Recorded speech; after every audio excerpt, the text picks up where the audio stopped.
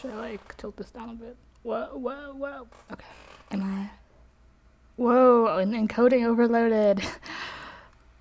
Let's chill a bit until that calms down. But yeah, hey, what? Oh, it looks. It doesn't look fine. Am I like stuttering? Oh, I'm stuttering majorly on my. Oh, okay, it looks fine now. Okay, encoding no longer overloaded. That's a streaming thing, by the way. I don't. Okay, whatever. But yeah. Hey. It's a bit. I had midterms and other things going on, and now I'm here. I'm gonna watch the next episode.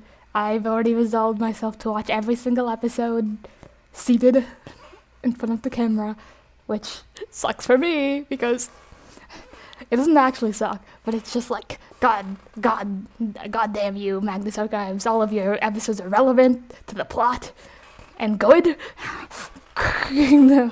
But yeah, rip casual viewership. But yeah, pretty sure I'm supposed to be eating, like, I don't know if it was today or any, it was supposed to be Tuesday or Thursday, and then like my friends were like, we can eat lunch together, and then I was like, this is, well, I didn't say that, but I was like, well, I'll go if they message me, but today is my free apartment day where I can Magnus Archives. So also one of them I don't know, they is subscribed to my channel, and sometimes they see that I'm live on the YouTube, which is disgusting. So maybe they'll be like, maybe, oh, we can eat lunch today, and I'm like, wait, Celestine is live. Oops. But yeah.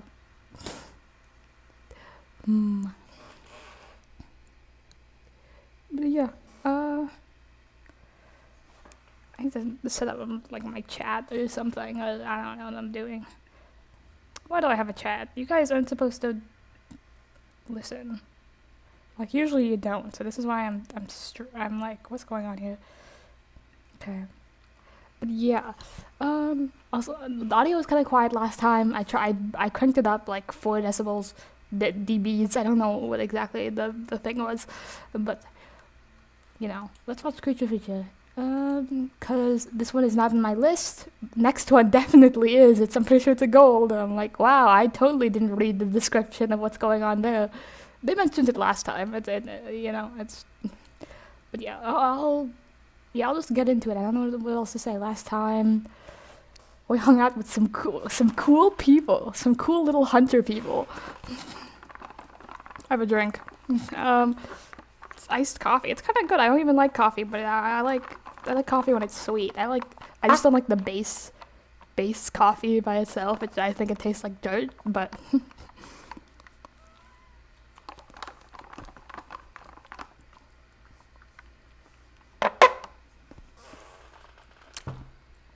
let's get into it. Whoa, okay. Here's a show that we recommend. Hi, I'm Tom Daly. I'm super Ads. excited to be sharing my podcast. Let's see if let me see if my so much that you lose audio all the enjoyment from things, and that's one of the things I learned over the coming years to follow on through. is why I'm doing it. Discovering a love of knitting actually helped me be my best on the board. Let me and see. Get my hands on an Olympic gold medal, and I'm on a mission to find out how others have made what they love a central part of their lives too. We shouldn't be looking blindly for hope, but rather Is the try to episode create starting? I that hope hope it's not. ourselves. Follow and subscribe. I forgot to pause it. Okay, it sounds like it's coming through. I don't know how to check my own audio. I'm not a YouTuber. Apparently I am, but another fly. Shit. Okay. Okay. Yeah, I haven't had lunch yet or breakfast, so I was waiting until maybe, but I don't know. Whatever. Make sure you don't miss Okay, no, any it's just ads. episodes dropping very It's soon. fine. Acast helps Acast. launch, grow, Acast, and stop monetize supporting BetterHelp. everywhere. Acast. I think that's the one. I don't know. Hi everyone, Alex here. Hi. I'd just like to take a moment to thank some of our patrons. Mark Spark, Sure. Brandon Chappelle, Florence Allen, Gilligan Mungus, Emilia Hoyos, Edward Peter Delmonico, Liam Hygis, Sean and Miranda Goodell, Daniel Armenti, Peter Larson. Thank you all. Today We I'll be really working on appreciate your like support. If you'd like to some join us, programming go to that's annoyingly not working for some reason. www.patreon.com/RustyQuill and take a look at our rewards.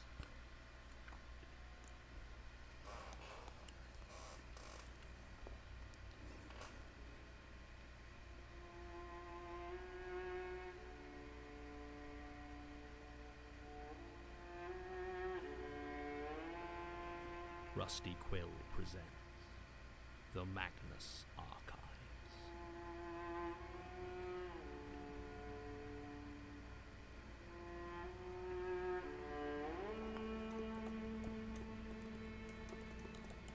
Episode 110.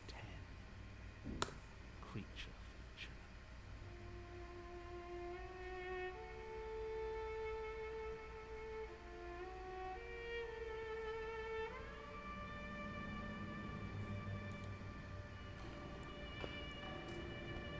Crazy.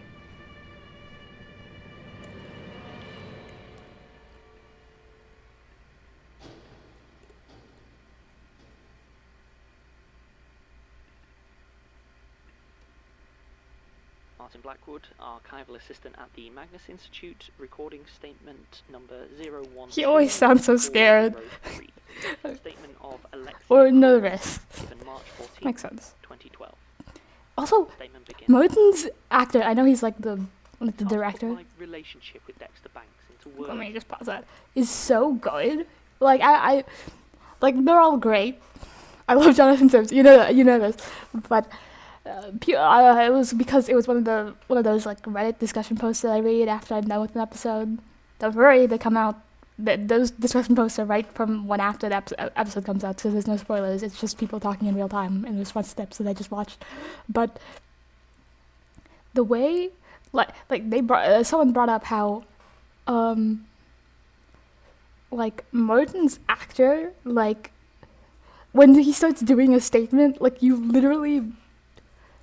Well, this is without anyone doing a statement, but it's like you literally, it doesn't sound like Martin. It doesn't sound like Martin at all. Like you can't even pinpoint that it's Martin because I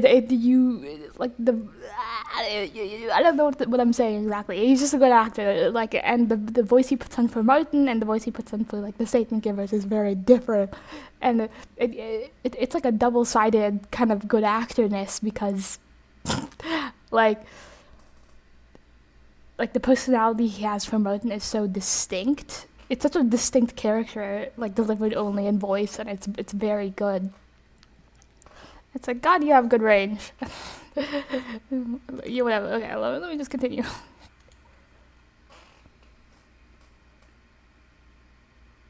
Hello?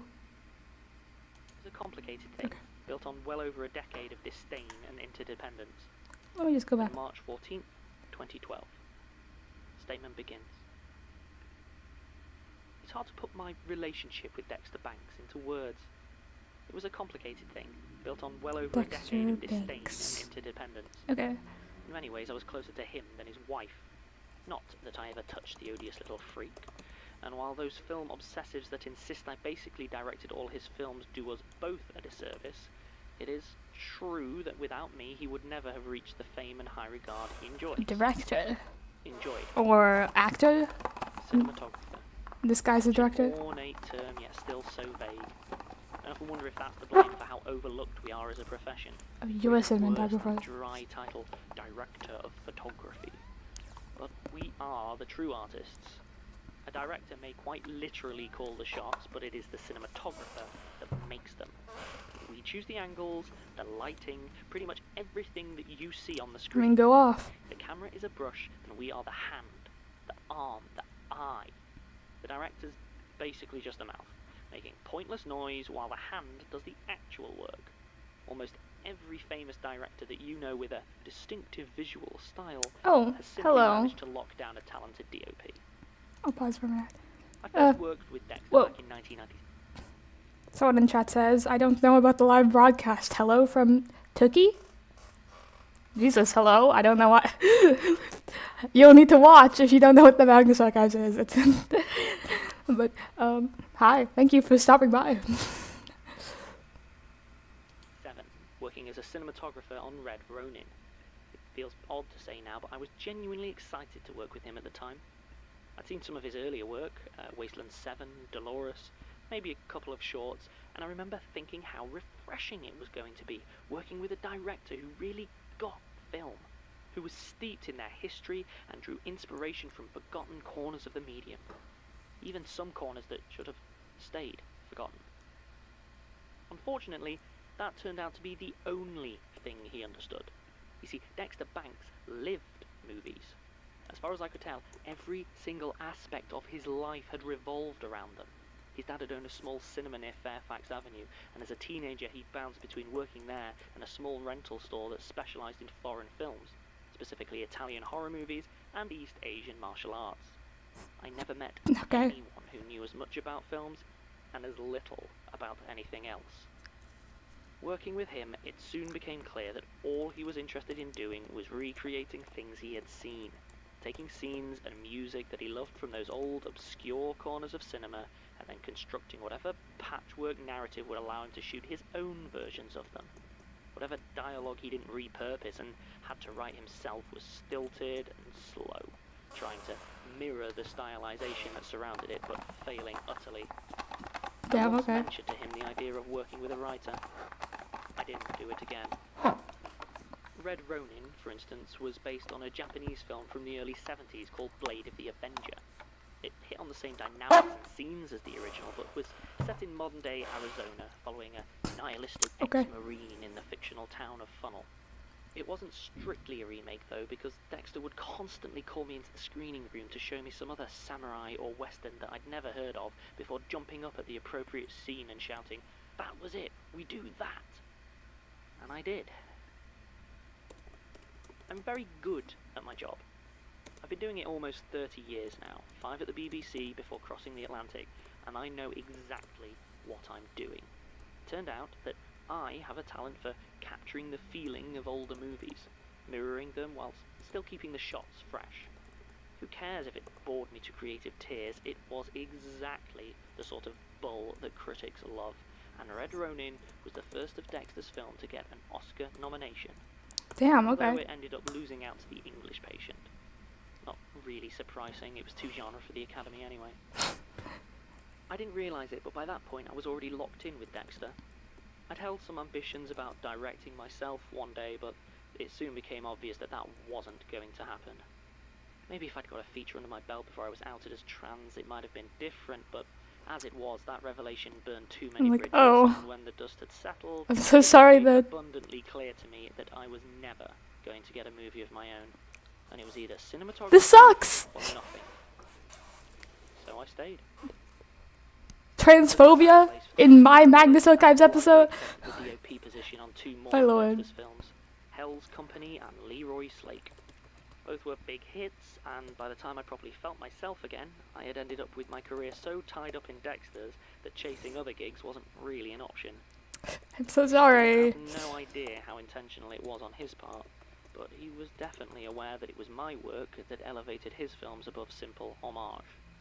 His periodic bouts of petty jealousy and snide bitterness had made that abundantly clear. 5 years and 3 movies in, it was clear that we needed each other almost as much as we hated each other. Damn. I don't know when he first mentioned his spider film.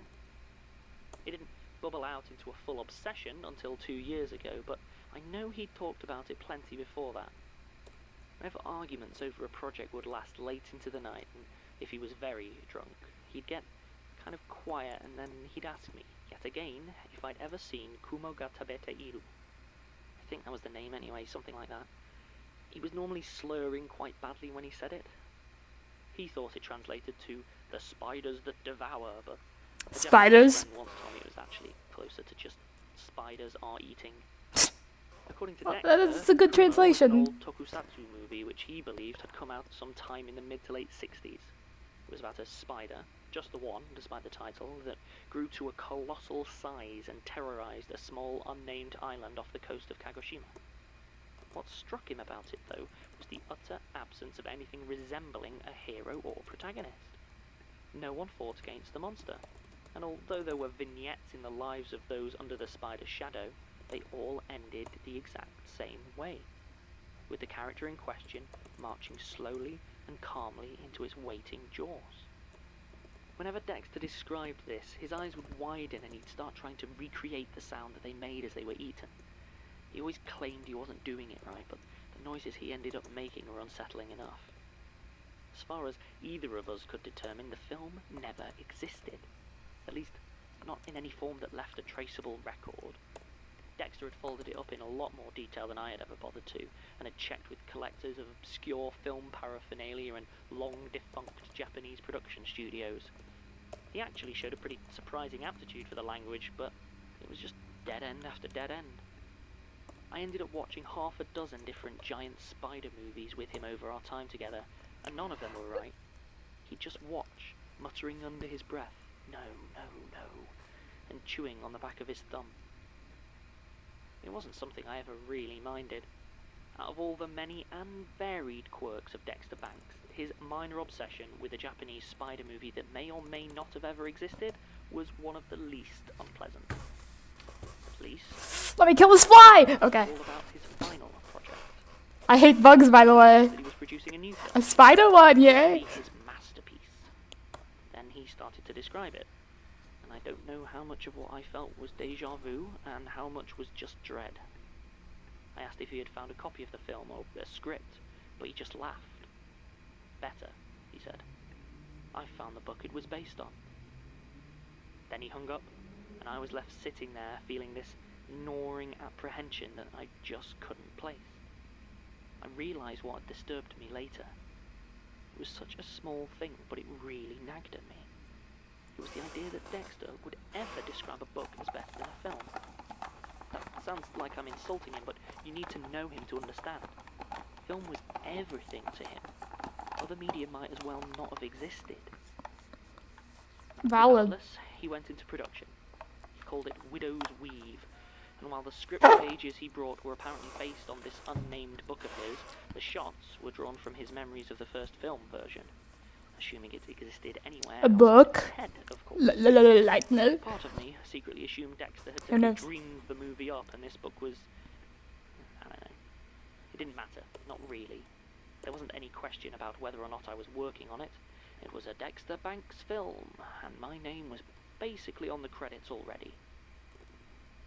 The crew were mostly regulars he'd worked with before, but weirdly for him, he seemed to take almost no interest in casting at all. He asked Debbie Connor, our casting director, to get him as many no-name, untested hopefuls as the script needed. Bear in mind that at this point, any A-lister would have killed to be in a Dexter Banks picture, but he didn't care. For all he kept telling me about how this was his dream project that he was electrified to finally be making, he seemed to have almost entirely checked out of the process of actually making it. There was one exception to this. He claimed to be working with Neil Ligorio to make the spider. Now you might never Is have that- heard his name before, but I guarantee you'll have seen his work. From the mid-70s right into CGI, Ligorio was the name in practical creature effects. Suit work, stop motion, animatronics, whatever the method, he was the master. If you've watched any genre films at all from before Okay. 2005, there's basically no chance you haven't seen one of his creatures. His early work was strictly horror, but in his prime he Why? was basically any blockbuster that used practical effects for monsters or aliens. I'd had the pleasure of working with him way back in 1989 on Orbit, a medium-budget sci-fi vehicle for some aging action star. Neil was working on Damn, a okay. 12-foot-tall animatronic robot that featured heavily in the climax. The picture was FNAF movie? slightly Sorry. flop, but I still remember I'm still the excited for that, very how much he so. brought a lump of wood and steel to life. The huge, intricate mechanisms that allowed his crew to puppet it into motion that was so natural you could forget that the back of it was completely hollow. Out of all of the odd changes to Dexter's behaviour, his excitement over working with Neil Ligorio was the one thing that I shared with him. Not that I got a chance to do anything with that excitement. Once production started, Dexter became secretive and jumpy. He told us he'd set up a workshop for Ligorio and his team in one of the larger empty spaces on the lot, but no one except him Jim Henson would go Creature inside Shop or make any vibes. contact with the practical effects department. It was odd, but everyone knew better than to argue. Once Dexter had an idea in his head, he would throw you off the set for trying to change it. When it really needed to happen, people generally looked to me to do so since I was one they considered unfireable. And this time, I did, saying that I'd worked with Neil before and would love a chance to catch up with him. Dexter curtly explained that Neil had become reclusive in his retirement and had only agreed to work on this picture on condition of absolute privacy. I didn't push the issue. It didn't seem like the battle to waste my energy on. And there were certainly plenty more battles once shooting began. If you're wondering how easy it is to recreate shots that only exist in the hazy memory of an eccentric, or to frame scenes when you only get the typo-riddled script the morning before, I can tell you, not easy. Not It's easy very at all. unfortunate. Dexter's constant outbursts didn't help, throwing people off the set for the smallest imagined offences, or throwing away a whole day's shoot because it just didn't feel right. We were burning through money and goodwill faster than I had ever seen, even on the most slapdash of his earlier projects. The cast really impressed me though. Most of them were fresh out of drama school with maybe a couple of ads under their belt, and a few older faces who'd clearly spent most of their life hurling themselves at closed doors until now. Most impressive to me though was a guy called Brandon Olmar. He was playing the closest thing the film had to a protagonist, a homeless ex-Methodist minister who'd found himself on the island by chance and served as a connecting thread, wandering between the scenes and the vignettes of the inhabitants after each ended with their march to the spider. Brandon took to the role immediately with a gravity and a weariness that I don't think could have been entirely feigned. He was the only one who Maybe didn't 'cause seem excited by the movie and spent his off hours he was having an smoking and awful reading time, quietly maybe? the trailers. It was a shame because for whatever reason he also seemed to be the only one that Dexter would listen to. I only saw them talking once or twice, but every time Dexter would be rapt, nodding at whatever Brandon might have to say. Of course, I never really had time to think on it. I was finding it an almost impossible task to get even the most basic of shots, with Dexter constantly demanding the whole setup be changed for no reason. Like I said, I'm excellent at my job, but giving him what he wanted from the camera work relied on him actually knowing it himself. There was a frenzied, nervous energy to his instructions, and if I didn't know any better, I might have even said that he wasn't just afraid the shots might not work, he was afraid of the idea. And so it was for the first few weeks. Dexter clearly wasn't sleeping. He had insisted on using old equipment and avoided digital almost entirely, to the point where several of the crew were using pieces of kit they'd never even seen before. This meant that a work print had to be made manually for the dailies, something he refused to let anyone else do. Once shooting wrapped, he'd be in the editing room for hours preparing dailies, although they shouldn't have needed editing at all. And when we watched them, I'd often noticed that certain shots were missing, stuff I was certain that we'd filmed. I brought this up with him once, and he called me a liar to my face. I only interrupted him when he was preparing dailies once. An actress who was slated to be shooting the next day had taken violently ill, and the crew needed his sign-off to change the schedule. No one else dared to go in, so once again, it was down to me to head into that tiny room alone. Filled with spiders. It was No. dark inside, lit only by what spilled in through the open doorway. I could hear a sound like turning of an old film reel, but I couldn't say where from. I stood there, unable to step inside, not because of fear, but because the space inside was threaded all over with film strips. Escape. Up and down, one side to the other, wrapping around and through each other. I gingerly reached out and touched one, and as I did, Dexter seemed to emerge from the darkness. At first, I thought he was taller than usual, but then I realised that he was suspended, ever so slightly by the strips of film, his feet a good couple of inches off the floor. He was very calm as he asked what I wanted, and when I stutteringly explained the situation, he just nodded and said we should feel free to rearrange however we liked. And he closed the door and I left, trying very hard to convince myself that he had only had 2 arms. So he's like, Shooting continued. the film was like the spider web. He was hanging on. From Neil Ligorio. No one had met him on set, spotted him or his team entering or leaving the workshop where the spider was supposedly being constructed. No one had heard the sound of work being done in there, and the rumour was that Dexter had finally lost it, and the workshop was empty. We had run through all the scenes that could be done without it, and everyone was getting really impatient. Finally, Dexter announced it was time for the unveiling, for the spider, for Kumo to make its appearance. We were all excited as we assembled outside the workshop, but there was a... It's gonna be an actual nervous spider energy or in something. that day. It was about as cold as it ever gets in LA, but the shiver that passed through us when he told us it was time was something else entirely. Dexter told us the actors would see it first. He gave no reasoning for this, and silenced the outcry from a couple of the crew with a vicious glare. He then gathered up the cast and, with Brandon leading them, took them through a small door in the side of the workshop, and they disappeared inside. I've thought back over those minutes so many times, trying to decide if I'd heard or seen anything that might have explained what happened inside that building. But in the end, I have to admit that I didn't. Minutes passed, then half an hour, as we waited impatiently for Dexter or the others to return. You fed them to a spider, it Often seems. joked that was the day the press broke the news of Neil Ligorio's death. Half an hour after the cast walked into that building, one of the grips stumbled across the news story whilst idly checking his phone. Ligorio had been privately suffering from Parkinson's for almost a decade, and had been bedridden in his Connecticut home for the last year. We knew then that whatever was going on inside that building, it was not Neil Ligorio debuting a new animatronic creation. Once again, all eyes turned to me. Still not entirely sure what I saw on the other side of that door. I probably saw nothing, like the cops who arrived shortly afterwards.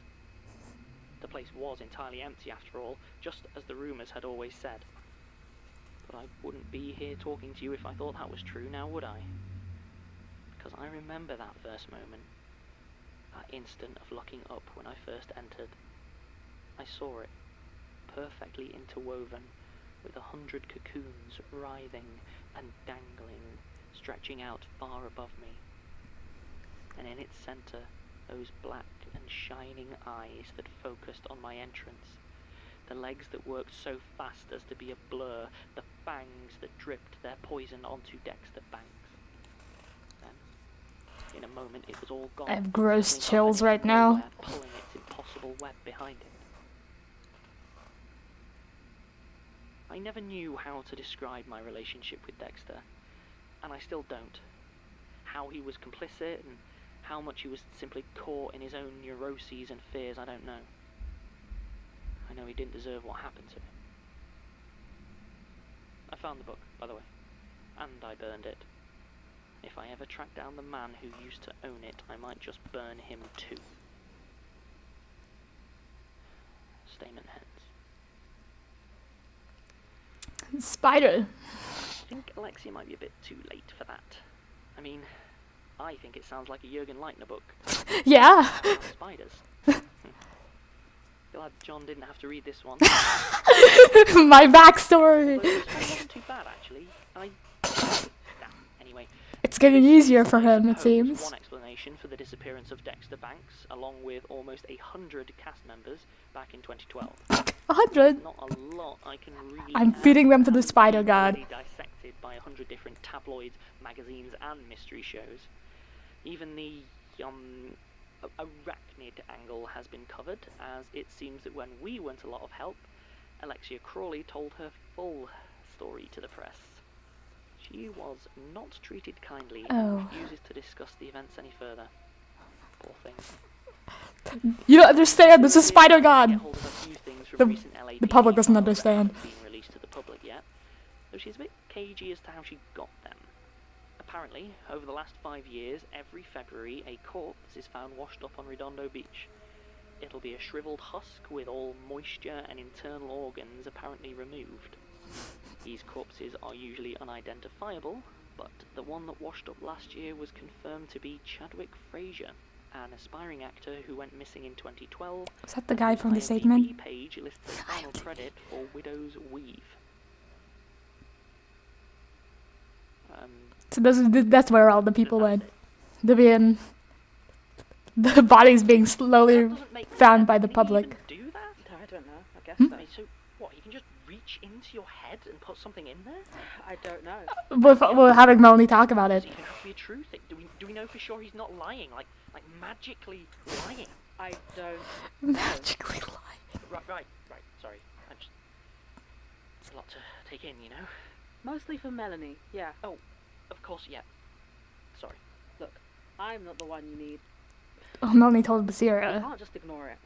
Yeah, but what we didn't even know that was something he could do. What if there's other stuff he could do to We us? are Well, not probably, getting away with but I didn't say that. it. Look, Martin, I know you care. Mm. I know you do. But caring isn't enough. You can't Dang. just stand next The to way she someone said with a cup of that, tea and she hope said, I know you everything's gonna be care, That's but not fair. it's not enough. Prove Oh, it. We need to do something. Because if we just let him... Oh, hi. Hey, Melanie. Can I get you a cup of tea? So she told you then. We need everyone if we're going to have any chance. what are we gonna do? Right. We're trying to stop an apocalypse right now. Tim is... Elias is watching him too closely. He's probably watching me too. We could try the tunnels. John says they might help. Right. Or maybe when he's not paying attention. Distracted, like during your performance review. What do you mean? Yeah. What? Well, I was heading out and Martin, you remember you knocked over that huge stack of papers?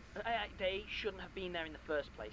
Besides, I cleaned them up. But not in the Okay. right order. And when I was Yeah. Elias yesterday, he asked why they were messed up. You didn't tell him it was me. That's not the point, Martin. He didn't know. He wasn't watching you. He was busy. He was watching something else. Not here, the tunnels. Right. What are we gonna do to Elias? Oh, tunnels.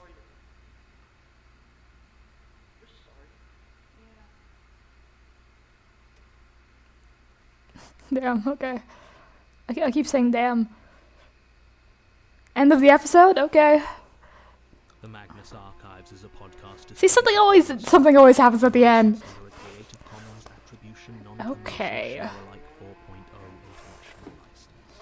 Okay. Today's episode was written by Jonathan. As I have to do at the end of every episode, I'm going to read through the summary of what just happened in this episode so I can pick up on everything. rustyquill.com. Rate and review us online. Tweet us at The Rusty Quill. Visit us on Facebook or email us at mail@rustyquill.com. Join our communities on the forum via the website or on Reddit at r/the Magnus Archives. Sounds like a light note. Yeah.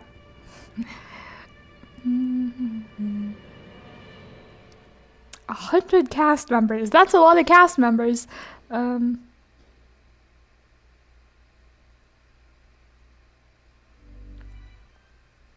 We live in a world that's more digital than ever, with nearly every want or need just a tap away. And so many of our favorite digital services seamlessly Okay, meet the ads. physical world when they're delivered to your front door. You But can until be now, end. that You can hasn't be been end true. now. What did I just say? You can be over now. Oh, why is my encoding overloaded? That sucks. So,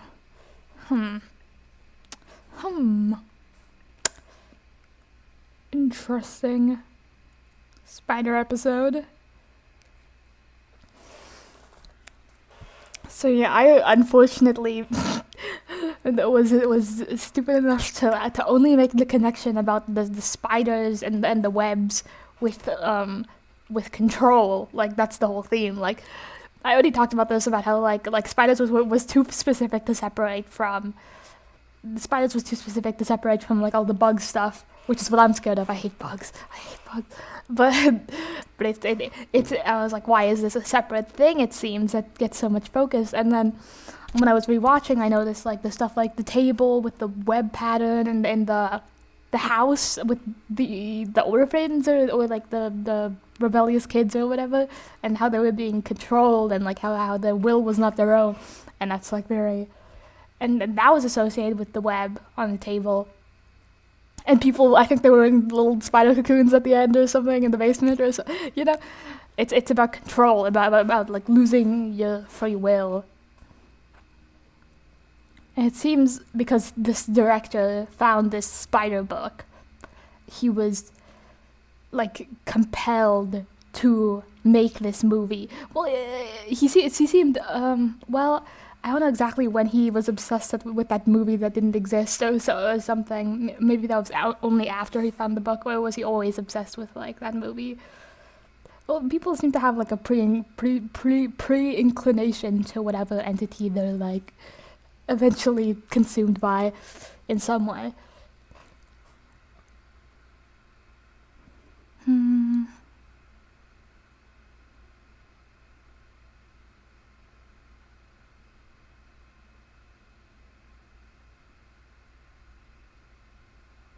Some guy named Brandon Omar, who's an actor that the person was impressed by, but he seemed very weary in a very real sense. So it seemed like they were involved in a way that the other people weren't, or at least they were scared. They acted. They knew it was something about what was going on. That guy was hanging from film reels. That's an interest. He was like the web that he was trapped in. It was spidery, but it was film. Like the film was the web that was trapping him. Ligorio. Did we? Oh, Neil Ligorio's dead. Oh yeah, that's why they were. I'm so like because. Coding takes a lot out of my brain. I shouldn't do it while I'm watching the Magnus archives, and I totally shouldn't do it next episode because, like, big shit's going down next episode, probably, it seems. But, yeah, I'm very bad at it. I knew what was going on, but I'm very bad at keeping track of names. So when they said, like, we looked at the news article and we found out that guy was dead, and I was like, like a little bit, I was like, who's that guy again? and it was the guy who was making the spider costume, or the spider animatronic. Yeah, the FNAF movie just got announced like last month, okay? It like not announced, but like as in like the release date got announced like last month, and the trailer just got leaked like 2 days ago, and you know I'm excited for the FNAF movie, okay? You don't have to judge me, okay? But yeah, damn, okay. There's like, so that's how they knew it, like immediately, like there is no spider costume or spider animatronic. What is happening? They're like, there's no spider animatronic. Where is he taking? What is he taking those people to see? And yeah, that guy was dead because of a spider, a giant spider. Did the spider get summoned by this book? Did all of his attempts to create this film summon this spider or like bring it into existence? Interesting. Yeah. She told her story to the press, which didn't go well because it was a giant spider story. Unfortunately. Now they're trying to stop Elias. I know, like it's a very bad thing to say for someone who's doing very bad things, but it seems like we should do this later. I'm with John in this one, like, and Melanie's like, John, you're like defending him or like whatever. It's like we have to do something, but John's like, we have to do something, but not right now when the world's ending. And like he's trying to help me stop that. It's like there's like we should priorities. Like maybe he's next. Like next apocalypse to stop Elias. Like but yeah, but I do understand the need to do something about this person who's doing horrific things to you and like keeping you trapped, like spider trapped, but not spider trapped because we're eye people. But yeah, Tim's still, it seems, having a difficult, obsessive time dealing with the circus thing. So yeah, but now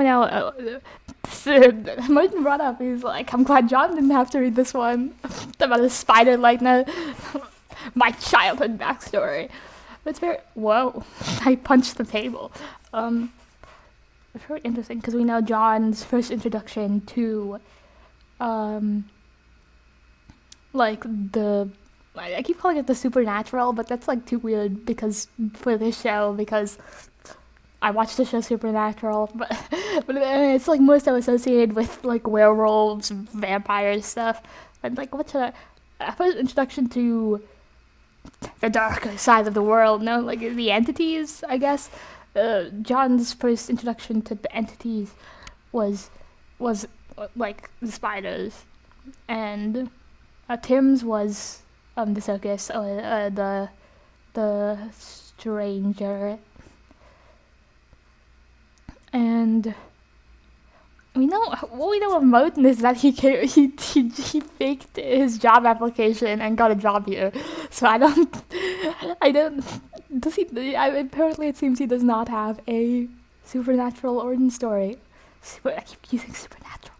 I guess maybe his entity origin story was the Jane Prentice from season 1 when he got trapped in his apartment. That was, I guess, when people.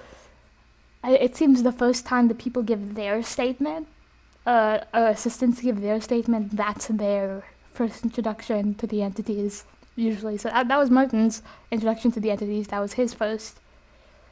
That was his first statement. Did Sasha never get a statement? I'm so sad about that. Tim's was his brother, and John's was his Spider's story, the season premiere that I liked a lot but didn't get saved. And yeah, Georgie had the dead people thing, the dead woman in college thing, and Melanie. It was also the stranger. It was that one, was it Sarah Baldwin? It was someone who was working on the crew, and they went to this hospital, and then she was like talking to a shadow or something. Yeah. Interesting. It's been 42 minutes, but I can I'll watch the next episode right now. I really shouldn't be doing something so involved. Programming takes a lot of thinking, unfortunately. Like, I don't, but like, gosh darn it, I got into programming, computer science, because I didn't want to do a lot of thinking.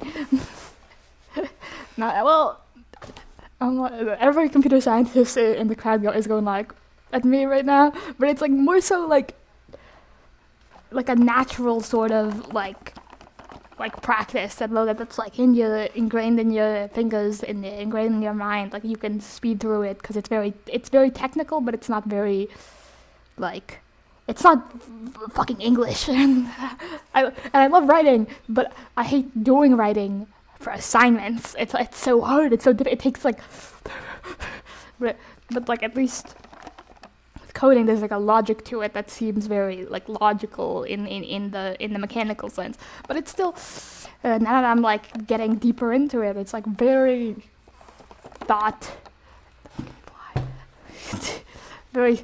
in I got it. You don't see that? You don't want to see that. It's all, do you see the black dot? Oh my god, I'll throw it away.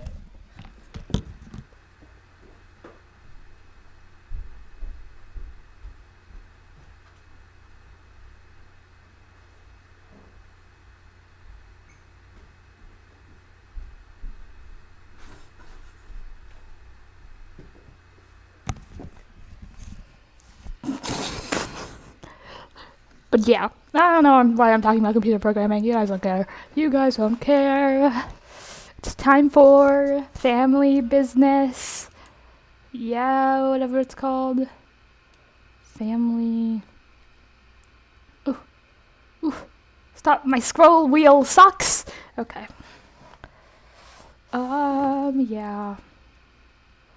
I shouldn't have put my computer away. That's how I look at my chat. How would I do in the meantime?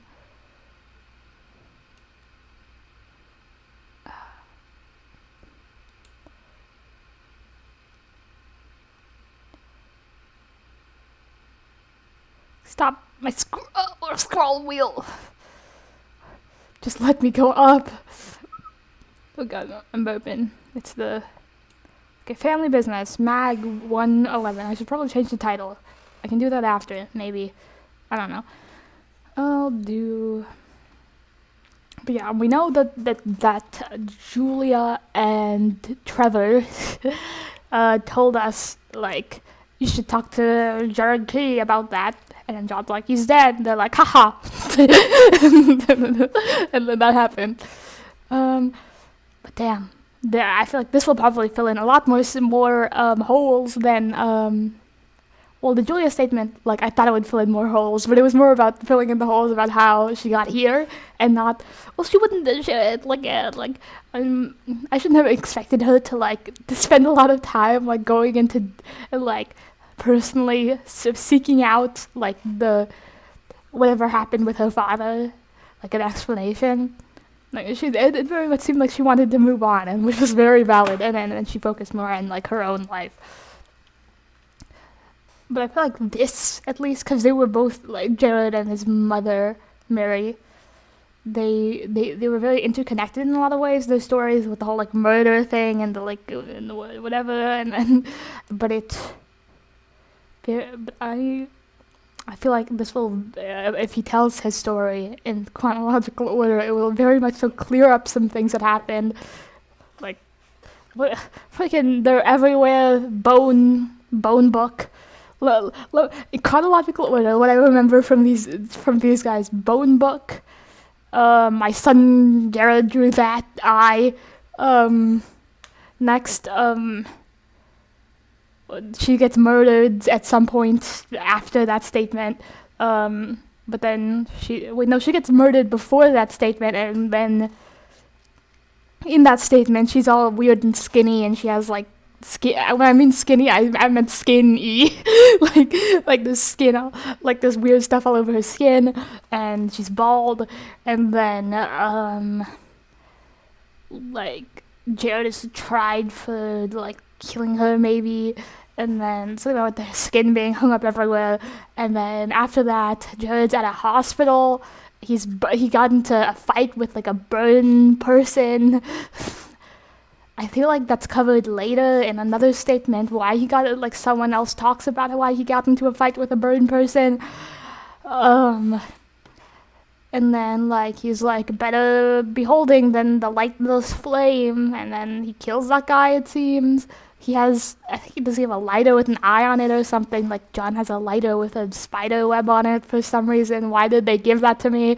I don't know. Was it those two guys that shipped that to me? Why did you give me a spider lighter? That's just completely irrelevant. And then after that, okay, I think he's at the one, like, Robert Smirk, like, building site or something. Jared shows up, and he's like a little emo guy. And, you know, like, this guy looks like an emo. Is that the one where someone's hand was in the wall? I don't know. I forgot about that. I don't know exactly what went on there. I think they went downstairs, and he was, like, rushing to find, like, a book or something, maybe? Or something downstairs.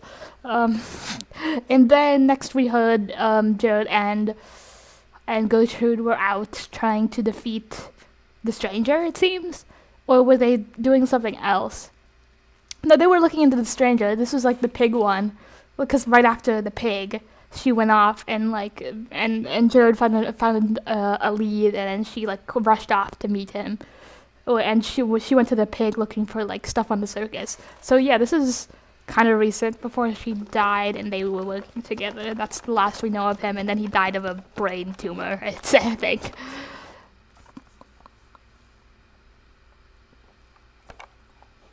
Okay. Family Business. This is Sun, currently acting as skeleton crew on the Fido. As far as I'm aware, all 4,000 passengers in deep cryo are still currently in stasis with nothing Pretty good. of concern. What is this ad? Whoa. Affirmative. Whoa. Encoding overloaded. I'll like change my stuff and stuff.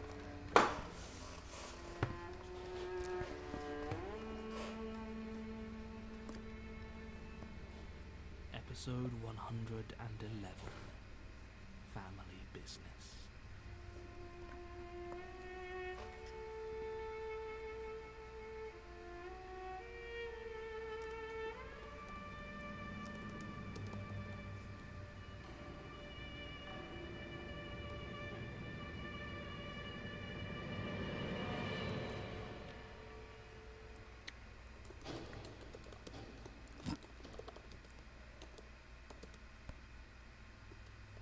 so I just read it.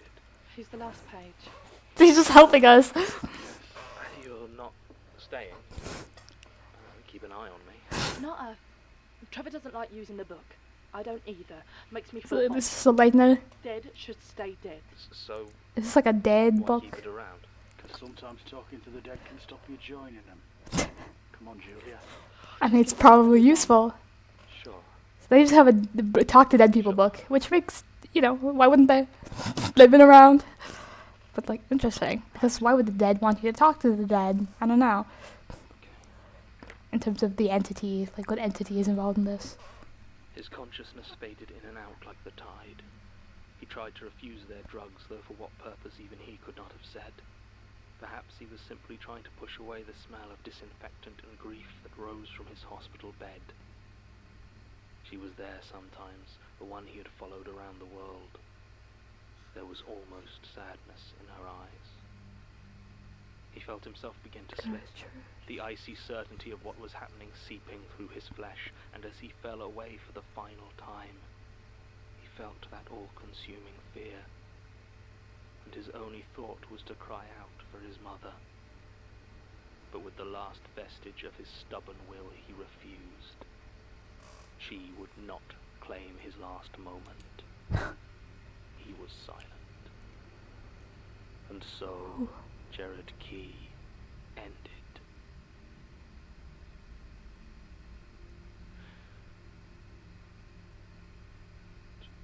GERARD? GERARD KEAY? You're new? Well, he spoke. We heard his voice for the first time ever. This guy that's been in every single statement ever, forever. Okay, but... Damn, okay. That was cool. Like, I love the sound. It was like wind, like rustling. But wind rustling, I don't know what I'm saying. But it's also I didn't know what to expect. Like, usually when you expect to, like, talk to the dead, it's like, you like, let's say a little incantation from this witchy book. But that was his that was his last moments. That was an account of his last moments, like the feeling of knowing you're dying, like the feeling of dying, which is something that like literally most people on the planet will never get to like experience in a way that they can share because they die. So that's interesting. Now I can see why it's a death book now. It kind of reminds me of the book where you read it and it tells you how you're going to die. Yeah, it tells a bunch of people a bunch of gruesome deaths, and at the end it's your death, and it changes all the time. And it's like, it's that idea of knowing you're going to die that sends that spike of like fear through you. Interesting. Like, yeah, because it's something that most people never have to feel in a way that lasts, but the idea of it is so terrifying. That's cool. That was cool. Did you kill them? No, they're nice. Hunters. This book, are they dead? They are called hunters. Then piss off. So I wonder why I his... told them I'm not talking. Sorry, what? I'm not that bloody monster manual. I'm done. Damn! How many times have they done this? They didn't hand me over for you to use like I'm a bloody dictionary wrapped in a special box. Damn, okay, well... Yeah. Like I said. So they've been... You got a cigarette? It's a cigarette, but no, it's like... So that's why they laughed when they said, yeah, isn't he dead? And they're like, yeah. the dickheads. This guy is dead. And they summon him so that they can use him for information. That's unfortunate for him. I have no idea about like what he's done, really. He's never done anything overtly negative. It seems like in general, from what we know, he's been mostly on our side or hasn't been doing anything. He's mostly helped people tangentially, mostly done things that we consider good for us. Probably because he's an eye guy and we're eye guys, so it's like we kind of align in that sense. But yeah, interesting. I wonder, is that why? Because I know in like previous Lightners, it really adapts to what the reader wants, or what the reader is thinking about, or what the reader is traumatized by, many other things. But I wonder why it does the death story of the person you're thinking about show up in that book, or we'll probably learn how this book works, or like, is Cherokee just trapped in this book? Maybe. Like specifically him, or is it just anyone, or is it, I don't know. Interesting. Oh, yeah. Here. Can you smoke it? Are you like a ghost? He wanted it so bad. Oh. Nice lighter. I'm a spider freak then. What? Oh, no, I never really thought of it. I'm John. I'm with you. Damn. I'm gonna pause out all the time. I don't care. He, like, the way he calls him a spider freak, that's like how I talk about any person who serves an entity ever. Relatable. He's on you. Spider freak. He called them hunters. He said, you had an eyeliner, didn't you? I swear you did. Maybe I'm crazy, but I don't know. He's like, ew, spiders. True, real. The Archivist. When did she die? Oh. The year after you did. Was it peaceful? Damn, okay. It seems like he cares. Oh. Elias. Oh, no he doesn't. She would have wanted that. Did he say she wouldn't have wanted that? When did she die? About a year after you did. Was it peaceful? No. Good. Don't think she would have wanted that. She would have wanted to go out. God, I can't imagine Like her a dying babe. in bed.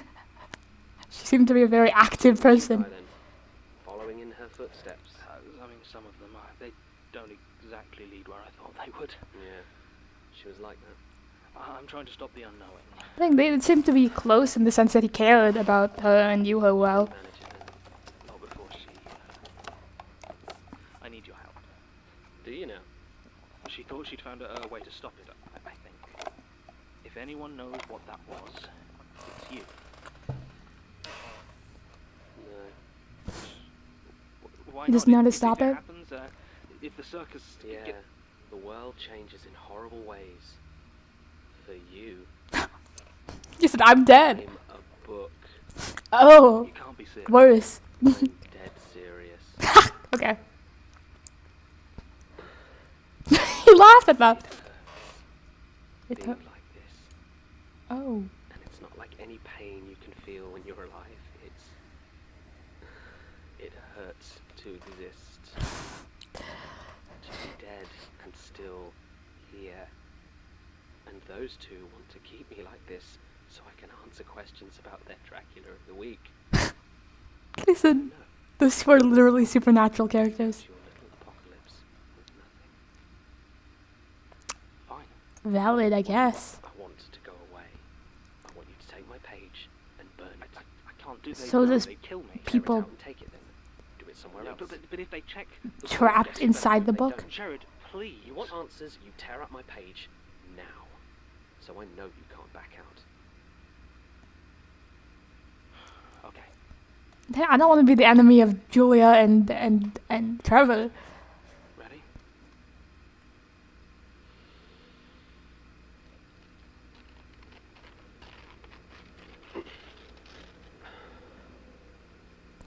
The ghost sounds. There. Thank you. Well, you probably killed me. Dying isn't so bad. Staying dead that sucks. Well, The way he said that, it sucks. I won't notice. so Okay. You got questions? just one. How do I stop the unknowing? No, I don't know. What? The immediate them. And skinwalkers find a way to mess it up. Okay, I'm having. Find much. Don't. The immediate. The immediate anger. It was so intense. You didn't even get to explain or anything. You said, I don't know. Jonathan Sims. Oh my god.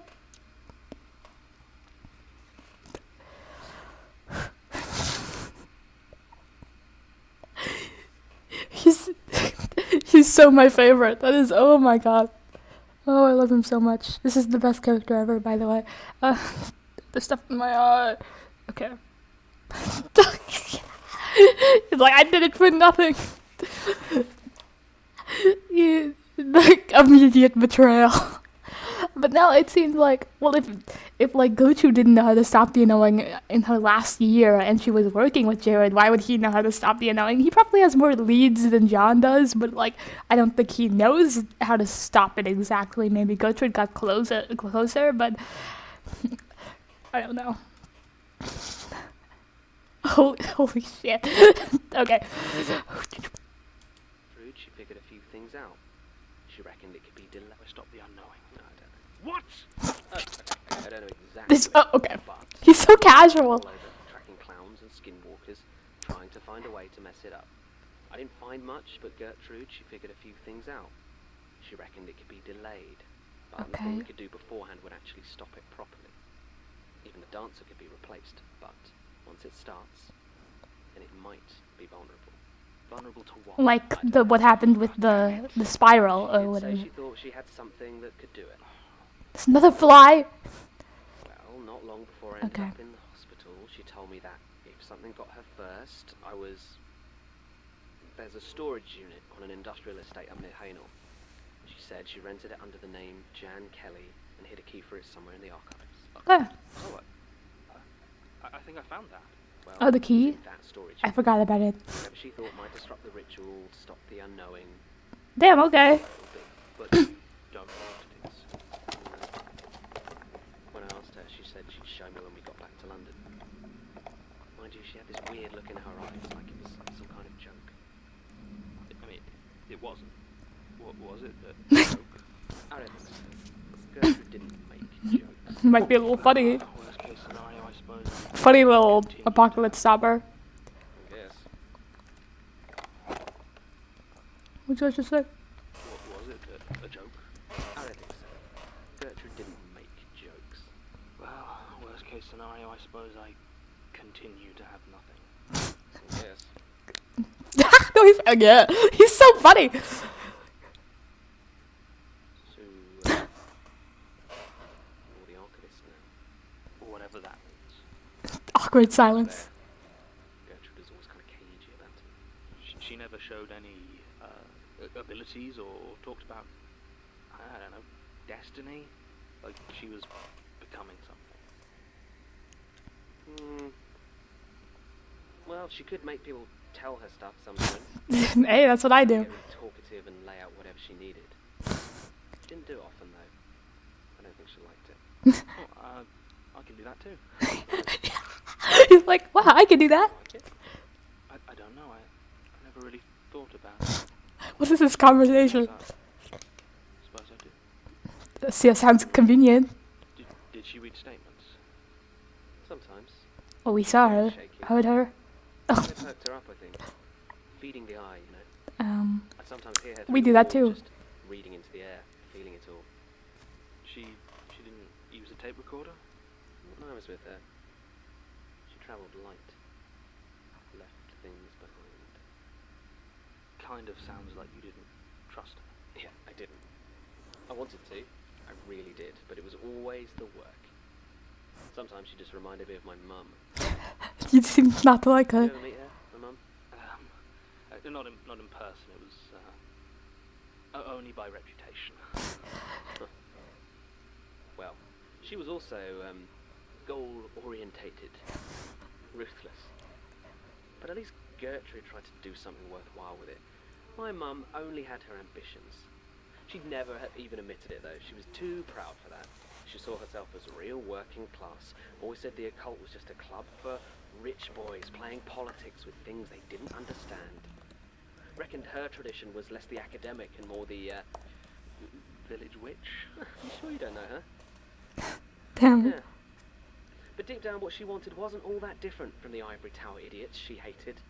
You know, I think secretly she dreamed of starting a little mystic dynasty of her own. With me. Like the Lucases or the Fairchilds? Well, Fairchilds is just a name. They're not really family. Oh. The Lucases, though, yeah. What? The thing is, it's harder than it looks.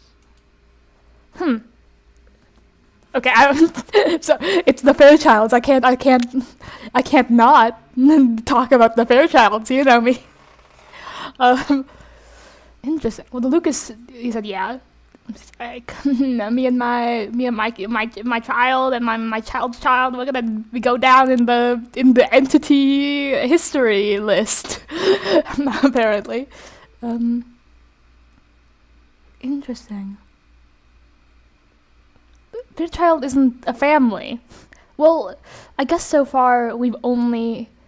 I don't know. Have we seen other Fairchilds? All I know is Simon Fairchild from the skydiving episode. But we put the last name for Fairchild in like businesses or like the space sponsor people. Interesting. But the Lucas family, it seems, has been going on for a while, and they are related. Interesting. The lore. Okay. What's out there? Don't care about blood. Well, I mean, except for the vampire. Yeah, obviously, except for the vampire. He's so tired. It's not your parents. Families are just useful because they can push you in the right direction. And the Lucases are very good at that. And I imagine they're not reluctant to remove any members that might put that legacy at risk. Like that one guy? That marriage guy? Worships the power of loneliness. They don't seem to have any problems breeding. Like spooky singles to marry them. It's one of those things, I guess. But most times you try to put your descendants on the path to worship. This is so funny. Stubborn heir to freak out about the truth, and the whole thing comes crashing down. And that was you. Yeah. Turns out not everyone grows up caring about power and knowledge like my mum. What happened? I tried to abandon her. I see. Do you want to make a statement? Why not? I'll try to make it quick before the Van Helsings get bored. Van Helsings! Right. Vampire hunters. Statement of GERARD KEAY. He's just making fun of everyone. Regarding the death of his mother. Deceased. Statement taken No. posthumously from subject. He has roasted everyone.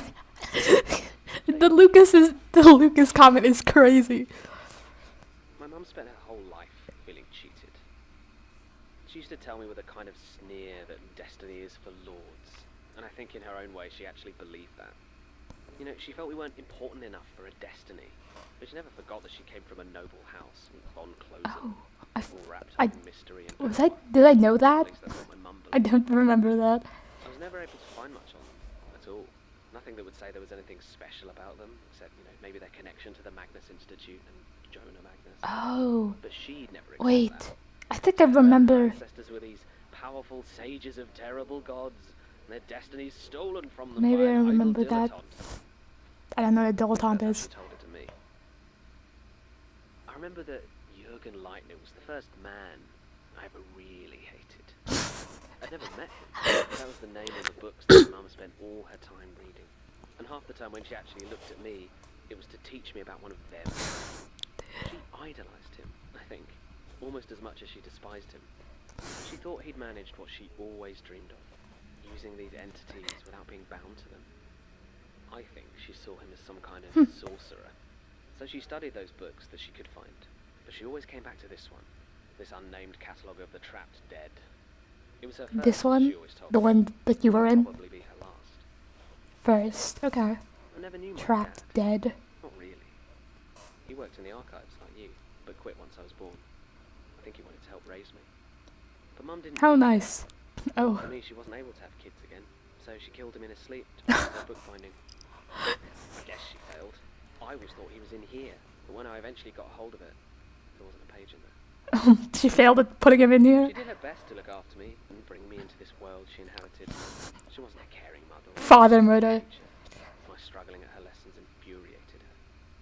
I mean, looking back now, I can see that her knowledge was basic at best. I was a kid. I could only try to avoid her temper and learn my weird lessons, writing out nonsense and pretending I understood paradoxes that most adults couldn't handle. We travelled a lot. Sounds like a shit childhood. Bookseller and her location. It wasn't often we stayed in London for more than a month. We met with things that almost made me throw up. I was so afraid. And she talked to them like old friends. It was awful, but I suppose in many ways it worked. Whenever I tried to run away, the real world seemed so ignorant. I could never get out of it. Congratulations, Mom. I'm stuck. As an idiot teenager, I hunted Lightner's books with the best of them. I even found a few. I'd bring them home and watch her eyes light up. Mom's approval. There's always the books that she was happy to see. Damn, okay. Eventually, I grew old enough and wise enough to see her obsession for what it really was. Hubris. It seemed like it. Carefully enough not to be destroyed by the things she studied, but that was it. The things out there, they weren't like taming fire. They couldn't be contained or used for light or warmth. That's what I thought, especially when he said, because you never really know what she, like, there's no entity specifically associated with Mary Key. Like, there's the skin thing, and then there's the bone book, and then I don't know exactly. So I assumed maybe it was like a Stranger Things, but just Stranger Things. But the way he described it, it seems that she had this ego, like she was better than these entities, like she was she wanted to be the master of them. She didn't want to serve them. She wanted to use them, and that was better than being like one of those people that are bound to an entity. That's what she idolized Leitner for. Like, he tamed these entities, he controlled them, and what Jared's saying now is that these entities can't be controlled, and it was a narrow point of view that like was just ridiculous. It seems. The best you could hope for from them would be that they don't spot you. And instead, my mum chased after them, obsessed with others who had tried to stare at them without being blinded. Seemed like she had a bunch of freaky friends. Smirk. Idiots who destroyed themselves for a secret that wasn't worth knowing. Maybe. Well, Leitner definitely seemed. Without my understanding or consent. It was a child. She killed your dad. It quickly went downhill, but I never managed to leave. I just couldn't bring myself to finally cut that cord and abandon her, no matter what she said. And I think she knew that. I think she knew she had me trapped. But it was a hollow victory. She also knew that I wouldn't continue her work, that whatever destiny she had tried to write for the Von Closen line died with her. I think that might have been what finally pushed her to do it, to try and take full control of the book. I remember the smell when I came back to the shop that day. Take control of heavy the book. blood smell. She'd just finished writing on the third sheet. She'd hung on that old fishing wire laced between the shelves. The skin? She was on the edge of passing out. Her skin? To herself? She wouldn't give in. She thrust a razor blade and a marker pen at me and begged me to help her finish. Everything was red. Every possible shade of dark and wet and dry and crimson. What was this to take control of? I turned to run, but I slipped to the floor and I crawled, panicking. Slipped in blood. I managed to stagger to a coffee shop across the road and I just sat there in shock until the police arrived. Between the blood on my clothes, eyewitnesses who saw me leaving, and the fact that the mutilations were so awful, the judge said it was inconceivable to suggest they were self-inflicted. But they were. It seemed like an open and shut case. And honestly, There was a part of me which thought a life in prison was an alright price for freedom. Damn. What a line. It worked. She had bound herself to the book and was able to manifest almost at will. How she removed it from police custody, I don't know, but it left enough of the other evidence contaminated that my case was judged a mistrial. I was later told there wasn't enough evidence to charge me again. Apparently several witnesses had withdrawn their testimony. Did she do that? I wasn't going to be imprisoned, but I was a long way from free. Still alive. She was waiting for me when I got home. Damn, he really wanted to be free of her. She was powerful, but erratic. Of course, she blamed me for her new state. Said if I had helped her, she would have been completely beyond death. But as she wasn't going anywhere. For the next 5 years, she haunted my life. I did what she asked. Whenever her form faded for a few days, I would take what little revenge I could. I burned books, I covered leads, occasionally fled somewhere I thought it would be hard for her to follow. And in the end, it was Gertrude who saved me. She came to me when I was desperate, nowhere to go, and she offered to help. I just had to make sure I took the book while my mum was fading and brought it to her, and then she would free me. I didn't really believe her, I don't think, but I did it anyway. When she returned the book to me a week later, her pages burned, mangled. I think I actually cried with relief. I never even considered that my mum might have taught Gertrude how to make pages for it before she was destroyed.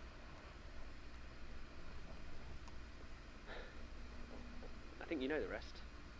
I joined Gertrude's work for a few years. Didn't realise how ill I was until it finally caught up with me. Cancer. Then I died. The way he says his things. I think I finally understand why she brought me back. I just don't understand why she left me behind. What was Gertrude's work? I mean, I'm sorry, I know a lot about what Gertrude did, but I don't really know why she was doing any of it, or what her intentions. Saving humanity? It's you, I think. Stopping the unknowing. Or just the unknowing. All of them. There are more rituals. What? That's what she said. What do they do? It's like John, like, come on, didn't that, what is that, that whole town, the pit, we all ignore the pit, like, there was, like, someone crying in the car, and then, like, there's something, like, the town got wiped out, but, like, I assume that was also an apocalypse, it seemed, cause, like, the way Gertrude talked, it seemed like, she like, one of the first statements we see from her, it's like, I guess I have to stop this one too. Like that's the vibe I got. Like I thought the dirt apocalypse. I thought she stopped that. I thought well at least the dirt apocalypse. I didn't know if she stopped other ones, but I assumed that maybe she did, or at least that was her deal. They change the world. They make it new. An apocalypse. Kind of. Worse. Better? No. How much do you know about these things? With the eye and that? Not much. I don't, they exist. They're malicious. Maybe. Well, yeah, I guess. And they have the power to affect the world in I mean, they kill a lot of people, but I don't know if, like, there's malice involved. I don't know, what's the definition of malice? Okay. Let me look up the definition of malice, because I was wondering, because someone said that, this is completely irrelevant, but someone said, I feel like this is just about It's Always Sunny in Philadelphia. The character Charlie, someone said, I think Charlie is the sort of the best of them because he doesn't do anything. Someone said this, that because he does awful things, but he never does them with malice. It seems he's misguided. And someone said, what do you mean? He like literally stalked someone to hell and back. But I'm like, isn't the definition of malice like malintent? Like they're doing something to be malicious? Like intentionally? Someone who thinks that what they're doing is is like okay or fine or normal or good or whatever, and who ruins someone's life in the process, are they malicious? I thought that there was a different word would be more fitting. I thought that person was technically correct in the sense that Charlie from It's Always Sunny in Philadelphia never does anything with malice. Or I haven't seen all the episodes of It's Always Sunny. I've only seen a couple, so I don't exactly know. But in most cases, it's like he just believes something that's completely awful is an okay thing to do. Let me look up malice definition. The intention or desire to do evil, ill will. Yeah. Because like when someone calling something malicious is like, I guess, because the entities, I don't see them as like people. I see the people that follow them as people, but it's like, are they malicious? The malicious in the sense that they kill people all the time, they torture people, they break people's minds, they ruin their lives, but it's not like specifically, do they do it for the cause of causing people to suffer, or did they just do it because that's their nature? I don't know if that's what malicious means. Is the definition of malicious different from the definition of malice? They have, I guess, ill intent, but it's still, they do it with the intention to hurt people. So I guess that would be counted as malicious. But maybe the intention isn't pain in most cases. Well, sometimes pain is part of it, but it's not pain specifically. It's something else. It's for the concept being executed, their concept being executed. I killed it. Number 2. Okay. But yeah, interesting, because it's like, if someone's just acting within their nature, is it malicious? If their nature is malicious, then are they malicious? I don't know. If their nature brings about ill consequences, then are they malicious? If the goal isn't suffering in the most direct sense. I don't know. Stop talking. I need to stop talking. Okay, let's just continue. The iron. I don't. They're malicious. Many consider them godlike, and they have the power to affect the world in unnatural ways, but they cannot directly exist within it, so they rely on avatars or servants that they corrupt, and sometimes monsters that they create. They use their power in ways small enough to stay hidden, and I think they feed on our fear. Oh, there's that. No, they don't feed on it. They are fear? They are it. What? What do you mean? I mean what I said. These things, these forces, they are our fear. Like, deep fears, primordial, because that's why, ways to grow and spread. But that doesn't, I mean, I guess causing fear is malicious, but they are fear, so is that malicious? Is their existence malicious? Okay, shut up, I need to shut up. But that makes sense. Thank you, Gerard. Gerard. Why can't people pronounce your name more clearly? British people. But interesting. Because it makes sense, because why would like these gods manifest in the form of spiders and gross shit and being watched and the uncanny valley, and like why would they manifest in these very specifically like conventionally feared ways if they weren't a manifestation of that, these like basic guttural fears? Because like otherwise there would be the like entities that are like completely different things. Like why do they manifest like this? Like heights, spiders, gross stuff. Like these are, well, I don't know about gross stuff. That's just a general human ewy. But these are like peak these are at the top list of just the most common fears in all of humanity. Like, it makes sense. Okay, so you thought it was just coincidence that unknowable alien consciousnesses from beyond our universe just so happened to basically be all the things we're terrified of. That's what I just said. I'm so sorry, John. How? What do you mean how? I don't know, just human manifestation of consciousness. Maybe they appeared out of nothing the first time something felt afraid. Maybe they're older than I love gods that exist like this, that exist from.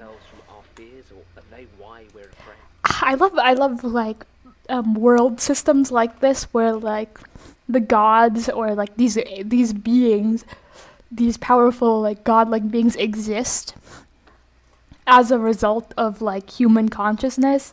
Like they are a manifestation of an aspect of humanity. I love stuff like that. And a bunch of things do it, but I always like the exploration of that, because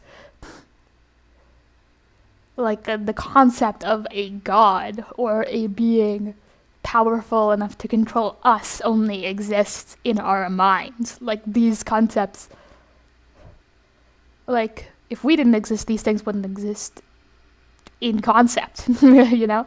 And it's like, it's that, I just love that philosophical exploration. You know? Okay. I really don't know. I love world systems. And if you're having an omelette for lunch, not every moment is spent eating the omelette. I guess.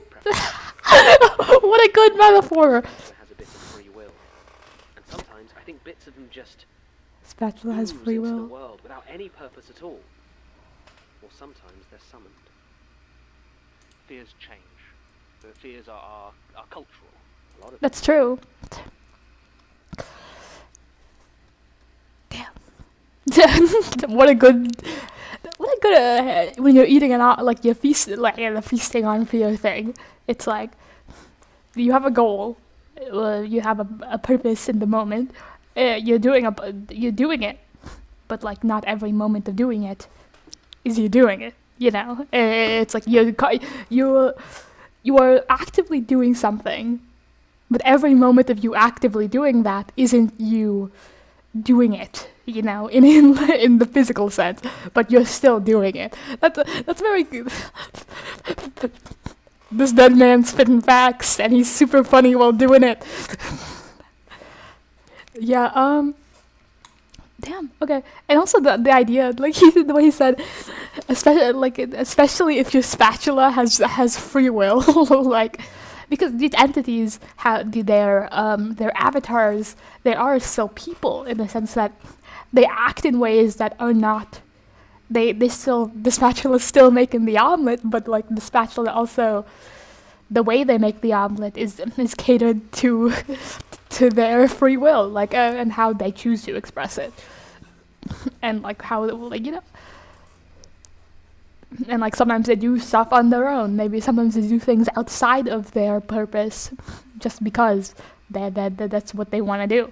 You know, you can't fully control people like that, even if they are like serving a being. Why is there another fly? What? What's going on? Jane Prentice is in my house. Okay. Let's, you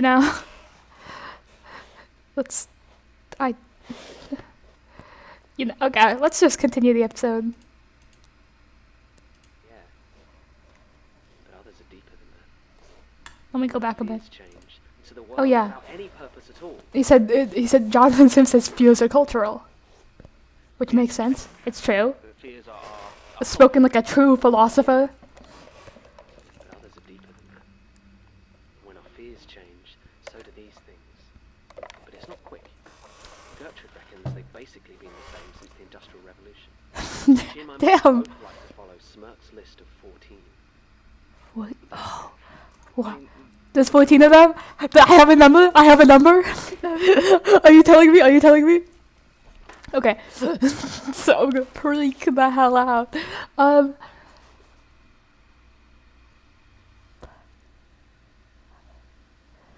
also interesting.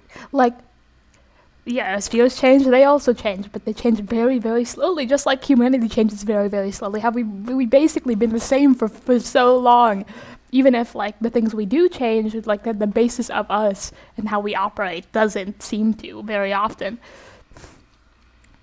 And, yeah, the Industrial Revolution changed a lot about how we view the world, but, like, from that point, it's been pretty constant. Interesting. It's also the idea that, well, I feel like the base representations of what these entities are, like, the way they interact with the world is most definitely different. Like, the whole, it most definitely changes with, like, how their avatars are people of the new generation and stuff, and how they, like being, like, mannequins in a clothing store. Like these are... Like that manifestation of the stranger is, very modern, kind of. But it seems like the base fear of the stranger, of something that's like you but not like you, or a fake person, is, or a mimicry of a person, would always, like, I would assume that fear has existed, like, since, like, caveman times, like, basically, like an imposter, it would still be terrifying. Like, I feel like the base of it is, but I guess, like, some other fears, like, I don't know, like, being watched, maybe, the whole spider thing of being controlled. The people have been scared of spiders, but the fear of being controlled, it might evolve more with, like, recent times. But interesting. More than 14 things to be afraid of in the world. Where do you draw the line? Basically been the same since the Industrial Revolution. She and my mum both like to follow People tracking this history is crazy.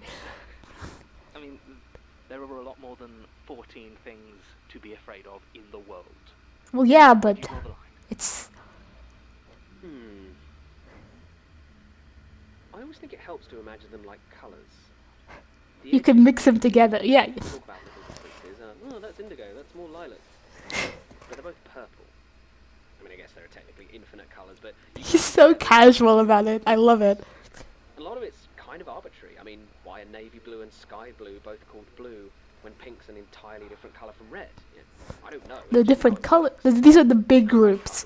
Some of these There's colours mixing. feed into or balance each other. Some really clash, and you just can't put them together. I mean, you could see them all as just one thing, I guess. But Oh, that'd be cool. Like trying to describe a shirt by talking about the concept of colour. Of course, with these things, it's not a simple spectrum. You know, it's more An like infinite, amorphous blob of terror bleeding out in every direction at once. now you're getting it.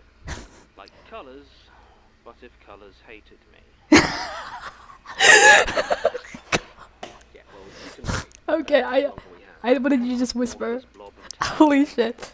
I like that color metaphor. It's like, sure, there's, like, an infinite amount of different colors that you can name that are distinct from each other, just like John said. Like, there can't only be 14 fears in the world. But, like, in terms of when you look out at the general picture, these are the groups that look, at least, slightly distinct from each other in the broader sense. Hello, these metaphors are crazy. He's spent his whole life thinking about it. Gerard, with his mom being awful. But yeah. Oh my god, I hope my sister isn't coming back. There's no way. I am not going to finish. I hope to God I don't have to finish this episode later. Okay, she's not moving. Wait, is she? Fuck.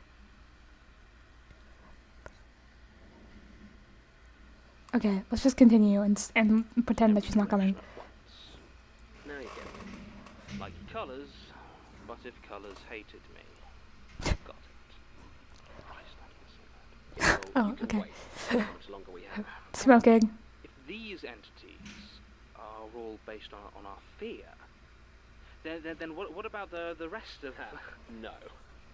There aren't any godlike powers of hope or love or suggestion or whatever. At least not that I see. He said, but what about the happiness gods? What if? Few, but what are they, these 14? Tell me. Robert Smirk divided the being I'm sweating. into 14 distinct I'm sweating. Please tell me their names. A variety of smaller terrors, some direct and practical, and some more abstract. Right, Let me go back. 14. Robert Smirk divided the beings into 14 distinct powers. Each Can I wear the sweater now? smaller terrors, some direct and practical, and some more abstract. Right, I know the eye, fear of being watched, right? Being watched, being followed, The me. deepest secrets exposed, needing to know, even if your discoveries might destroy you. The feeling that something, somewhere, is letting you suffer just so it can watch. Damn, that's like a god fear. Is that what I do? You're the alchemist. You tell me. Me watching people suffer for fun.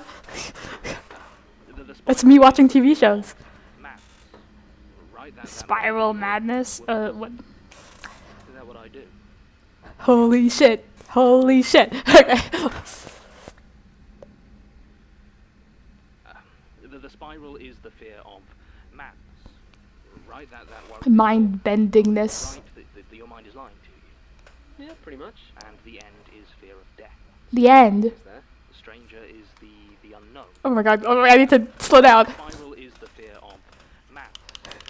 Right, that worry that your world isn't right, that your mind is lying to you. Yeah, pretty much. And the end is fear of death. Simple, but always there. The stranger is the unknown, the uncanny. That kind of creeping sense that something's not right. The guy you saw that might be following you, might mean you harm. Isolation. Smirk called it the lonely. The feeling that you're just... Lonely. I know its name now. Maybe there's no one else there at all, maybe you just can't connect. Then there's burning, the lightless flame. The desolation. Yeah, she already said that. Fear of unthinking or cruel destruction. Oh, there's. Can I hear that again? Maybe there's no one else there at all, maybe you just can't connect. Then there's burning, the lightless flame. The desolation. Fear of pain, fear of loss. Pain, loss. Cruel destruction. Pain, loss, destruction. So it is the thing, it's destruction. And mostly the destruction of things you care about. And pain, it seems. Because there seemed to be that tint to it. There's like the one episode where there's that girl that the guy was in love with. And like, it just there's another one I think where someone loved got something that someone loved got like burned down or something, and it always seemed that makes sense. Yeah, there was that edge to it though. It was like, well, yeah, things are getting burned, but it's more about the way that one lady talked too. It was like about the destruction of important things, like in that, yeah.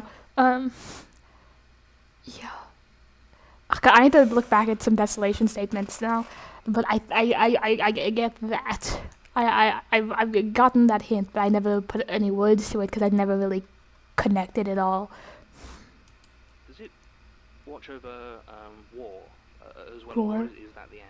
I mean, they both get a lot out of war, but you're thinking of the slaughter. The slaughter. Not cruel exactly, or unstoppable like the end.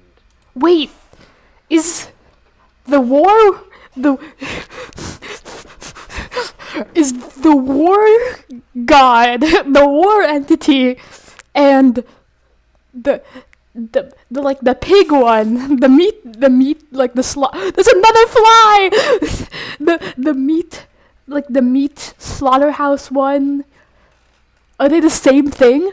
The war and meat factory one? No wait. There's like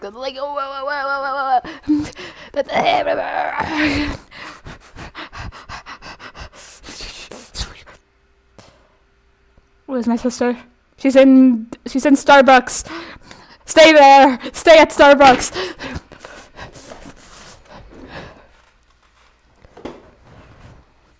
There's no way. There's no way. My stream is still going. I'm sweating. I'm sweating everywhere. Ah! I almost dropped my fucking $200 computer.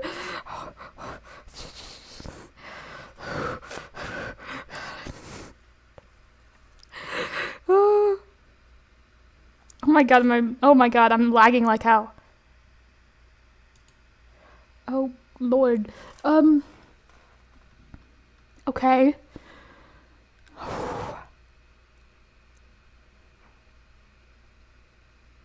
Is it?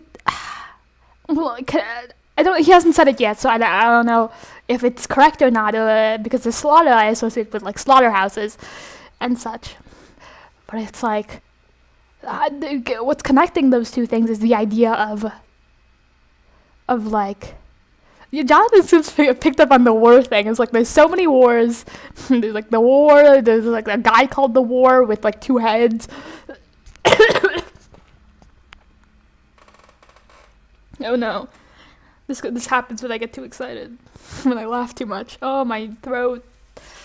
But it's like, the idea there is like senseless murder. Like murder, not just maybe murder without purpose. Well, there's purpose to it, but it's like, in reality, there is no purpose.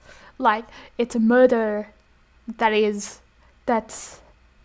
like senseless murder. It's like, because in war and in like slaughterhouses, it's life being taken en masse, like with no regard to with no regard to sympathy or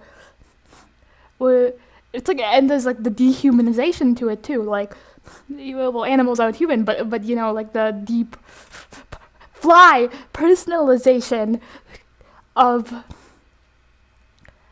like killing like mass murder that is being justified by the world, and people don't even think about it. It seems in most cases, like mass murder that is committed, like that is promoted by the world around you. And in these stories, it's people who do these things or like commit this mass murder, who are being it's their job to commit these mass murders. It seems that they're put in the situation where they're confronted by this entity and suddenly they realize the reality of the slaughter that they're committing. They realize that, like, exactly what they're doing and just how many people are dying for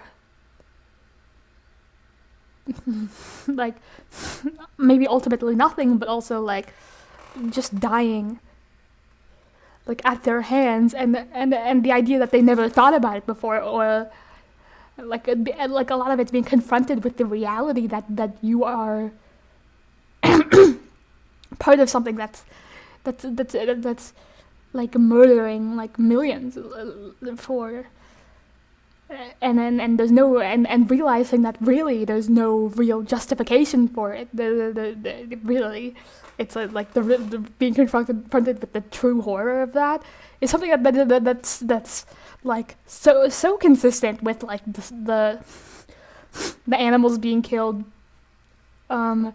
stories and the war stories. It's the I do this job, and it's being hit with the disillusionment of it, of what you're actually doing.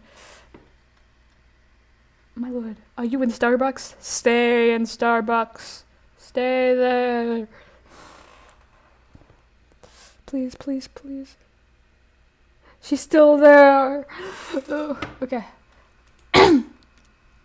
Let's go, let's keep going. It's just pure violence. Pure violence. Targeted or premeditated, just unpredictable violence. And you don't know when or if it's even coming. Sometimes it's aggressive, like a frenzied killer, but sometimes it's calm, like an army firing shells into a village. The slaughter's not that common in peace, but, well, you know, there's always a war somewhere.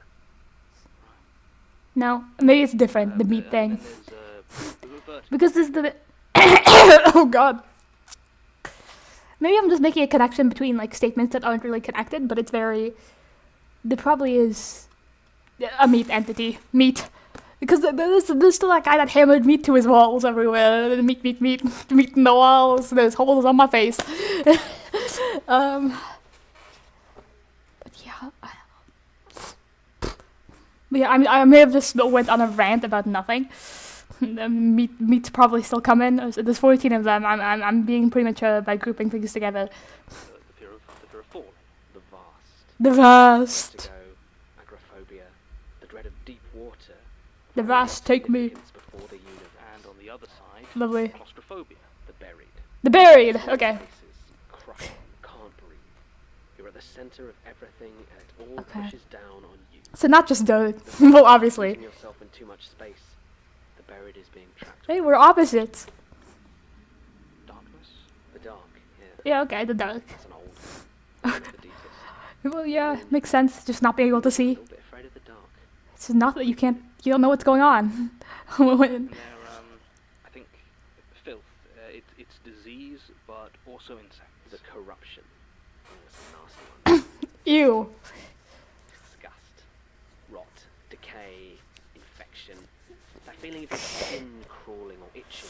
Stop! By something that might Stop! Okay. Stop! Okay. I just hate bugs. Yeah. Not spiders, though. No. Different. They belong to the web. The web. Spiders and control your will. Yeah! I can't believe he figured it out before me. Well, I figured it out. But I have to rewatch. What about meat? Yeah. Yeah, okay. Different? The flesh, okay. Yeah, I mean, are we really so afraid of being eaten? Of our bodies being all twisted up? Is that, I mean... Like body horror? Sure, but how is that one of the 14 great fears? True. What? You think people are so special it's only our fear that counts? Oh. No. Everything feels I'm sad. No, I'm sad. As complicated or existential as our fear, but it's real. No. 20 billion chickens in the world. No. Pigs, cows. No, wait. Them are dying of old age. All that terror, it has to go somewhere. So it does. And no, wait. Down to an animalistic fear of the slaughterhouse reaches out to people. Things get weird, yeah. It gets all mixed up with human neuroses, bodies, gore, you know, that nagging worry that deep down we're all just electrified meat squeezing air at each other. Good lord. I think it's quite new. Only just beginning its With- ascendance when Smirk labelled it. Before that, there just weren't enough animals for it to be a... Well, yeah, now, with the mass. No wonder it's new. The was that during the Industrial Revolution where this started picking up? Or, like, the whole slaughterhouse thing? The whole...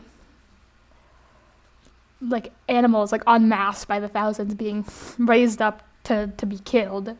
Like, systematically for profit.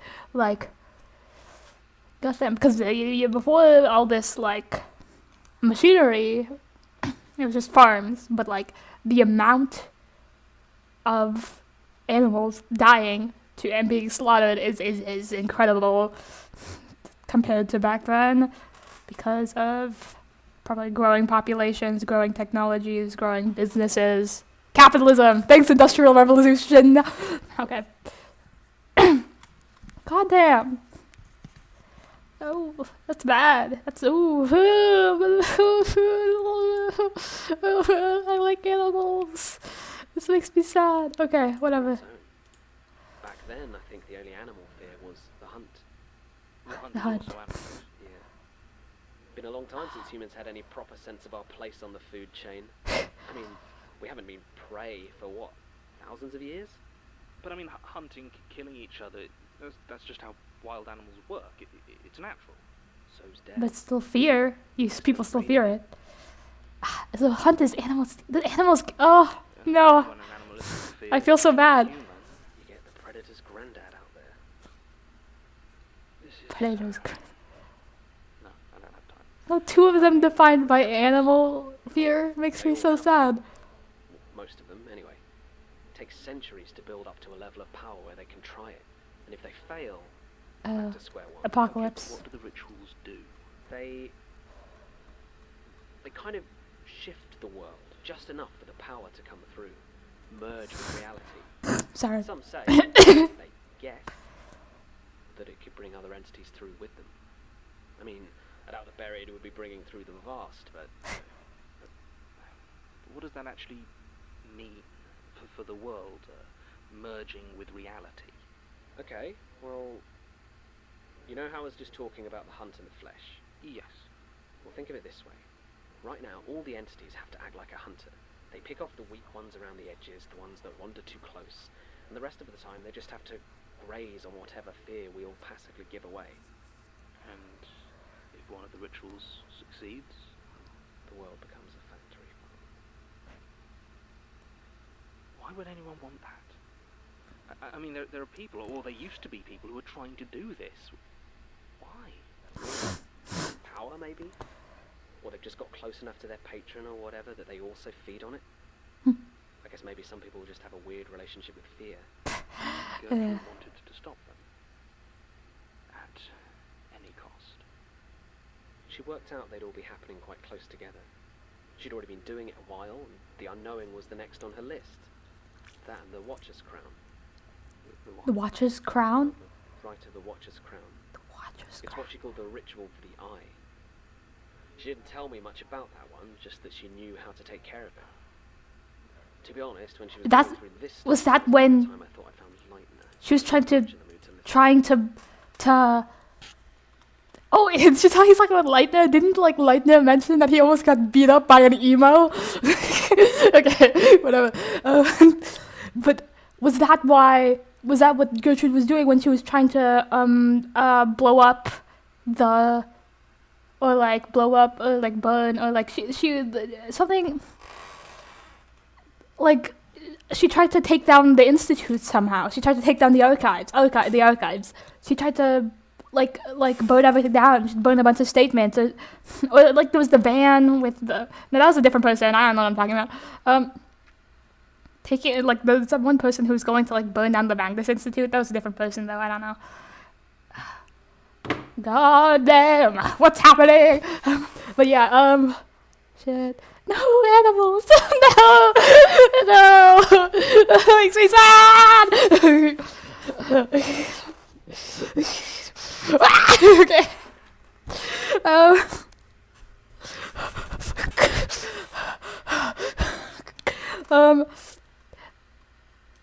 But that's what she was trying to stop, probably, when she was trying to take down the Institute. What was she surrounded by? Statements and gasoline? No, that's the other person. I don't know what I'm talking something, like when Elias killed her. Which makes, no wonder Elias killed her. That's what I was assuming. She obviously was trying to take down the Institute. Or the archives or whatever. So no wonder he killed her. But it makes absolute sense that... I thought she just... Well, I assumed they were gonna do something bad, I guess in my mind it was like the Institute was just like the next evil that she was taking down, or like she knew, like she was like that it was on her list, like he said, but like more in the sense that she also knew that the Institute was an evil, and she also wanted to take it down, but I didn't know that it was specifically connected to like one of these apocalypses or these rituals. The Watcher's Crown, that's what he said. Oh, shit. Yeah, so that makes sense. And like, Institute's like the central, one of the centers for the eye, so it makes sense. And, yeah. Like, yeah. Gertrude reckoned he was alive somewhere, said she thought she'd found him. Wasn't, like, no, working with Gertrude a bit? It wasn't him. Who was it then? You're sure? Some pathetic old man. Well, I think that might have been him. Oh. He was so scared of me, I just... Damn. almost got beat up by an emo. Yeah. I know that because Leitner was hiding in the tunnels, and Gertrude knew she was helping him. Wasn't she? She knew, or at least Leitner knew her. And damn, I'm thinking about the fact that Gerard was like, it couldn't be him because his entire childhood he's lived with this mother of his who was awful, who seemed to believe that, like, who idolized Leitner, this great controller of evil. He was just some rich old guy who thought he could, who thought he was so smart, and he really was not like this brave, like powerful man. He was, he liked researching things, he liked doing whatever. I don't know. Just let him go.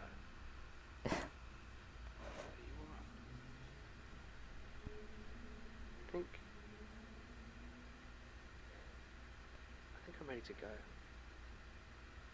I'm done. I mean, okay, King. Hide my page, and when you're out of here, burn it. Please. I will. So he seems to imply that Gertrude was the one to put Jerry. Gerard was what my mum called me. Jerry. I was one of my friends to call me Jerry. Thank you, Jerry. No, I'm sad because this entire series, all we've known him as is Gerard.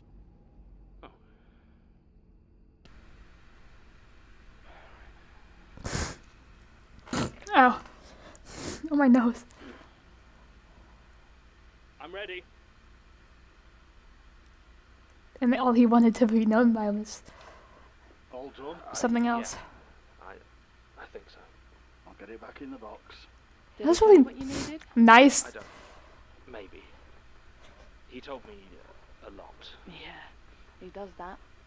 I mean, I feel like I knew most of it, but... I feel Hearing it all laid like out. you're mean. Like a punch to the gut. Yeah. You need a drink? Yeah. You find anything out about the stranger? Stopping that... the unknown? Oh, I think so. I hope so. I can't blow my nose now. So, what's our next move? Well, mine's a flight back to London. I think you said that would be a problem for you two. Yeah. To be honest, if this thing is as soon as you think it's going to be, and back in England, well, I'm not sure how much help we can be. You've already done... We have no passports. So much more than enough.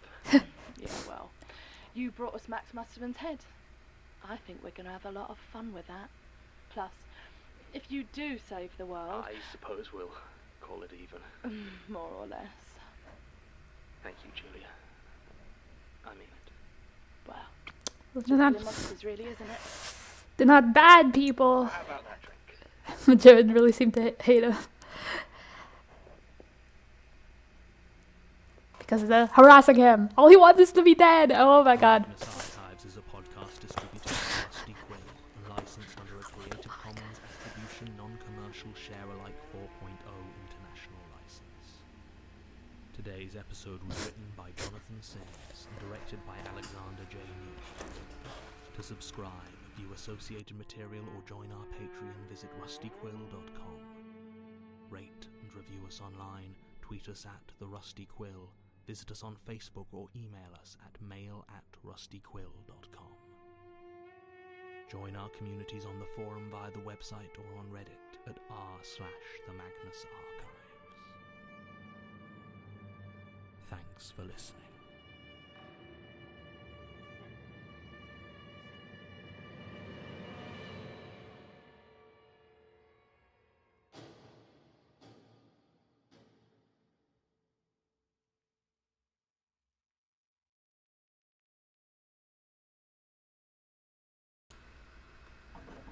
This is Sun, currently acting as skeleton Whoa, crew on whoa, the Freakout. whoa. As far as I'm aware, all... Stop. I don't want the next one. Who was my video capture? Where'd it go? There it is. There it is. That last tissue was way too small. No. Okay. What do I say? That episode was everything, literally, that I've been waiting for 50 million years. But also, sad. That was a sad episode.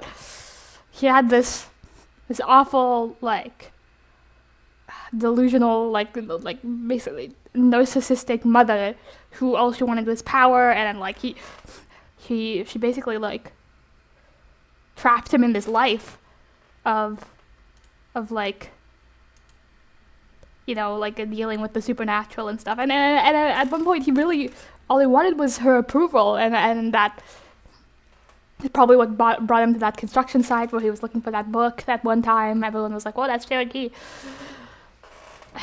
And I want this like awful parent figure killed his father just for convenience sake or something. And he worked at the institute, and then he quit so that he could take care of their son, and then she killed him. And that's apparently what happened.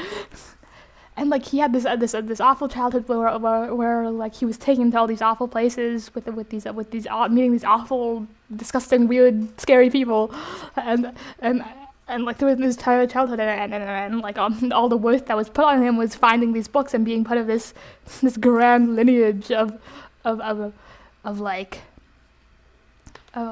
supernatural people. And that's all she wanted for him, and that affected how he lived the rest of his life, even though, and like when his mom did this stupid, awful, disgusting thing where she like bound herself to this death book. It seemed, I guess it wasn't this. The skin doesn't automatically mean stranger. Then, well.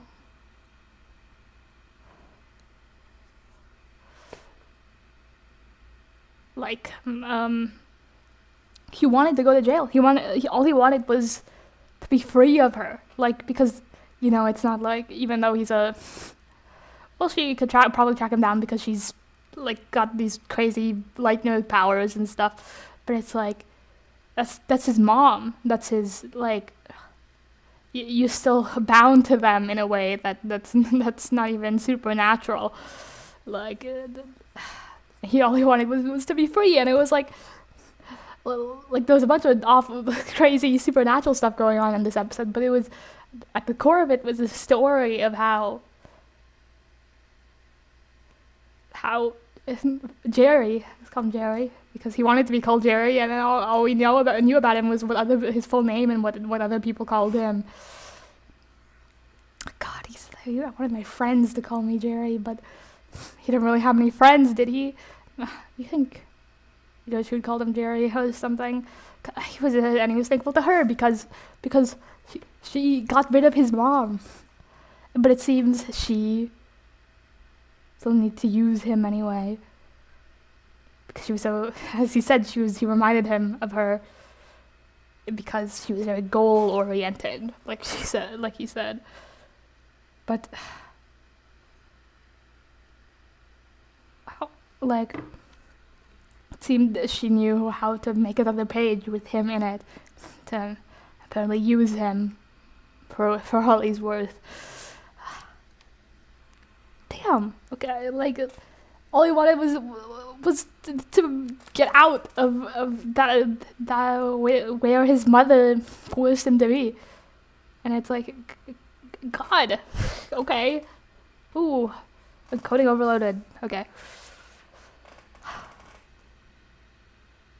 Jeez. And then he listed, give me, where's the piece of paper? Where's the, shit. Not the animals. Drugs. Okay. What's it? Did they list all 14? The corruption, the web, not the darkness, just the dark, which, you know, fear of the dark. I'm scared of the dark, I'm not scared of the darkness, which makes sense. The dark, the spiral, the slaughter,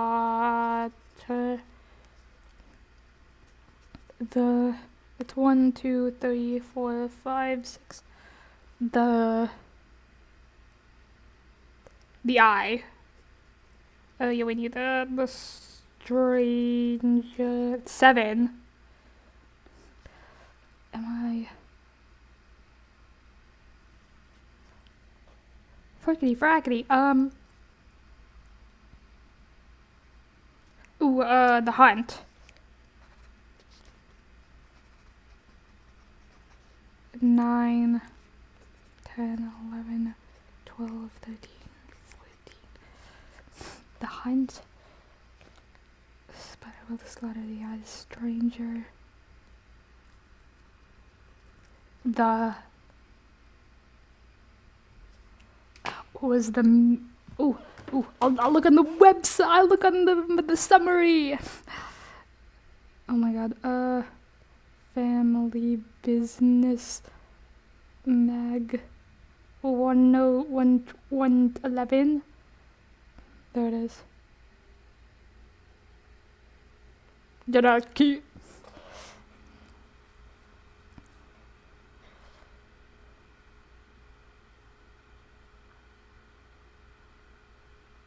I need to look at the transcript because apparently you don't list them here.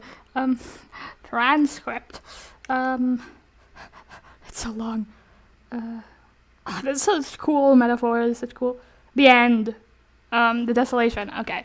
Yeah, I'm kind of bad. They've listed all 14. Dang, 14 didn't seem like 14 when I was freaking the hell out about it.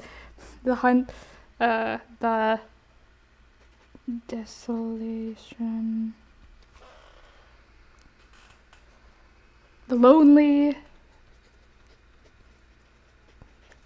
Jerry Key said, for people who represent the lonely, they should get around.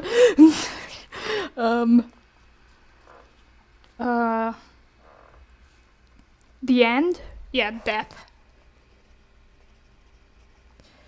Oh my god, there is 14. Slaughter. The vast. How could I forget about the vast? Okay. The vast. There's 2 more. Dark. Corruption. I have that. I have the web.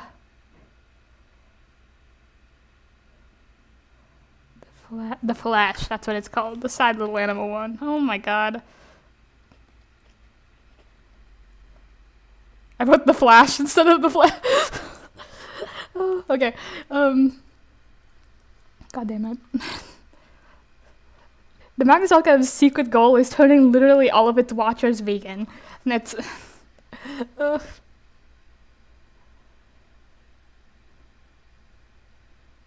No, the Archivist says, good lord. Okay.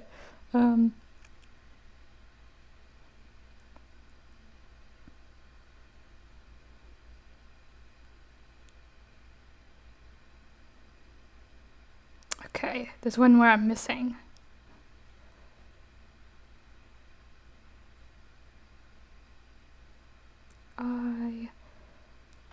Spiral, the end,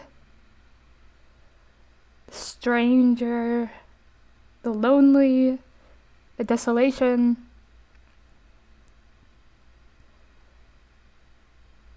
the slaughter, the end,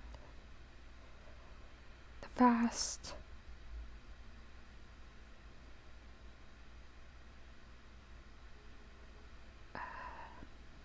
the buried. There's 14? Well, I know there's 14, but like that didn't sound like 14 when I was like, because I've considered all of these before. I didn't know war was called the slaughter, but I didn't know a lot of these names. Actually, I never. Some of them were spoiled for me from the Magnus Archive's like YouTube channel playlists,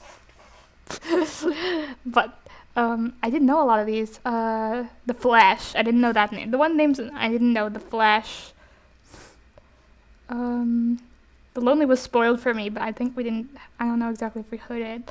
The Slaughter I didn't know. The dark, I didn't know that it was just dark. The buried, that was spoiled for me.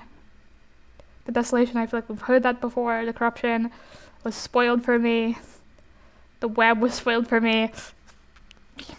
Yeah, the strange, the hunt, the desolation. The end, I feel like that was spoiled for me, but I forgot. Yeah, and I knew the rest because they'd been like kind of slithered throughout. That's 14. I can wear my sweater now. I have a sweater with all 14 of them. It's at my house, but I can wear it now. I can look at it. I've never looked at it before. I just bought it.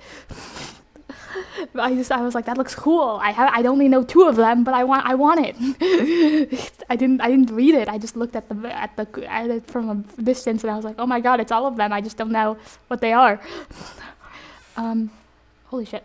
Oh shit. Not the animals. No. Oh shit. There's so many, and they're being so daft. Okay. Okay.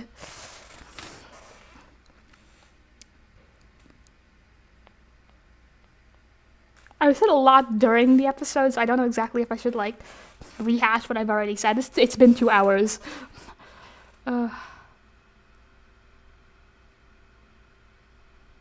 Damn, I can't wait to look at the discussion thread for this. This is gonna be crazy. Everyone's gonna be going wild. I guess I can't really go wild when the text on Reddit, but I'll get the vibe of them going wild.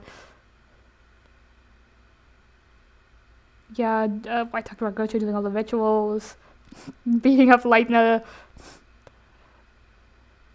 John's going for a drink with them, but he still has to pay just Jared that he needs to frickin' kill. Jared's so sad. Jared is so sad. Damn.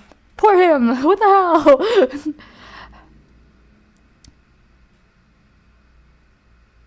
He was so funny too. He was so casual about it. He was so funny.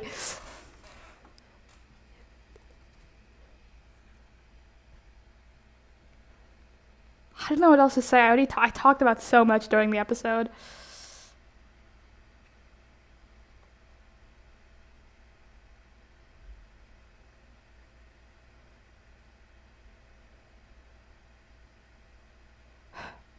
And really set the tone, like reading his death, like about how he saw like some sympathy from Gertrude, and then how his last thoughts were wandering towards his mother, calling his mother for help, and then deciding not to because he didn't want her to claim his last moments like she claimed his entire life. Oh my god. Like all he wanted was to be free of her, and it was... And he died, and then he couldn't even be free of life anymore. What's going on? What? And then we learn at the very end that he basically went his entire life. He went the entire show, with us calling him this name basically attached to his mother, the thing that she called him. He was attached to his mother the entire show, and the only time we get to see him free from his mother in terms of how he's referred to is basically his death right now. We're killing him. We're perma killing him. Damn, okay. And now he's being used, and his entire childhood he was being used. Now he's being used by these hunters. He was used by his mother for books and for her ego, for her lineage. It's holy shit. Hurts being dead, but not being dead. The Watcher's Crown, is that... Since he said that was the next one that Gertrude was trying to stop, but she knew how to stop it, is that what we're doing next? Is that our next season? Then what's the last season gonna be? Shit, I need to look up more stuff, but I'm scared my sister's gonna come back any time now. Whew.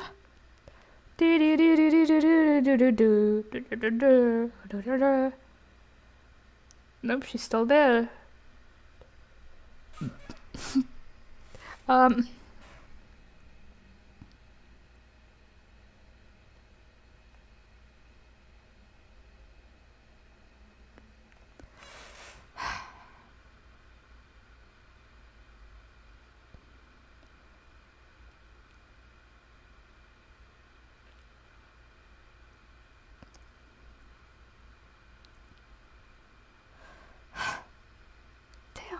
very, like, in terms of like his story, it's very personal and just sad and like real and like really like kind of typical and sort of like children with like narcissistic parents or like abusive parents, and it's like damn, what am I supposed to say?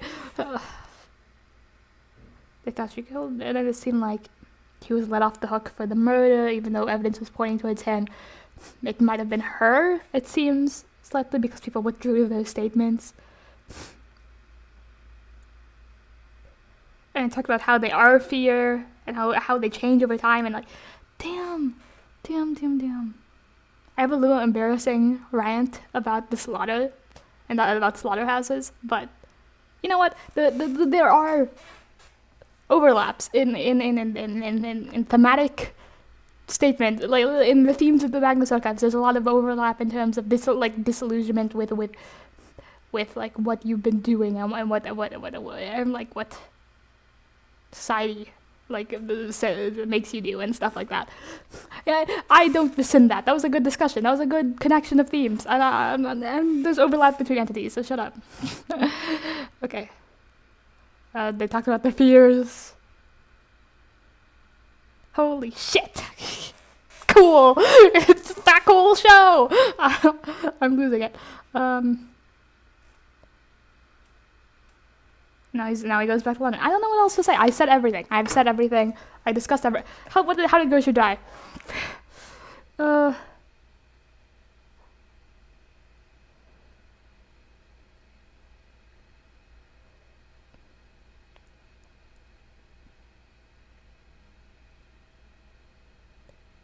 Gertrude death Hamlet. No. Gertrude death the Magnus archives. I don't want it to be spoiled. Episode 11? Is that when?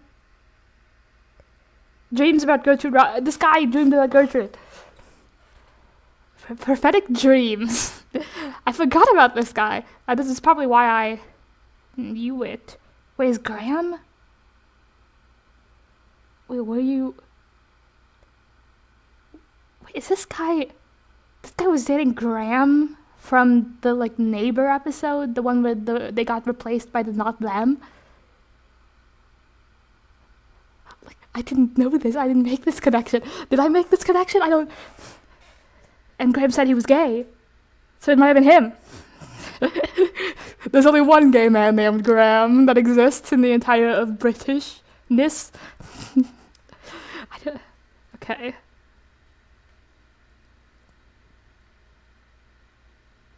Prophetic dreams.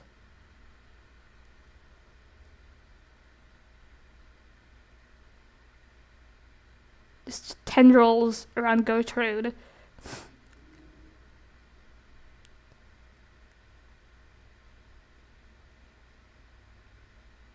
And he said, he seemed to really, he said he wanted to trust Gertrude. He said GERARD, GERRY. I keep saying GERARD because it's funny, because that's because his name's been apparently a big meme in the community for a while, because they're like, why is his name, why did they pronounce it Jared? But GERRY.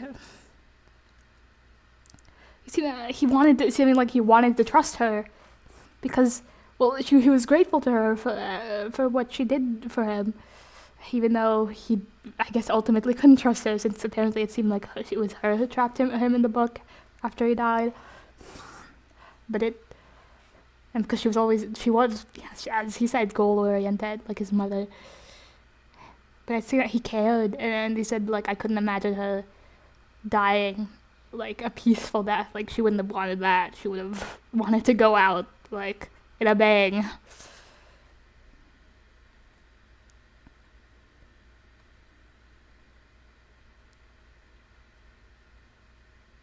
Come on. Is it Leitner who talks about how she died?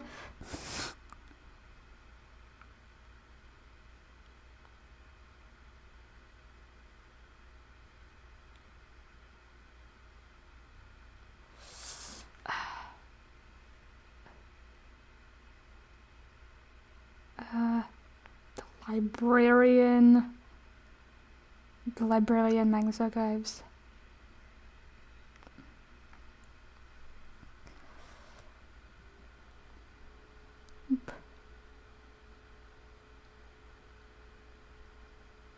Come on. I need to know. Gertrude. He believes Elias killed Gertrude.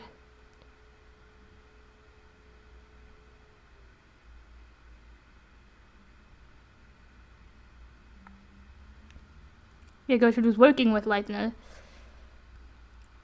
Murders Gertrude with 8. Murders not Gertrude. Murders Leitner with a pipe and leaves.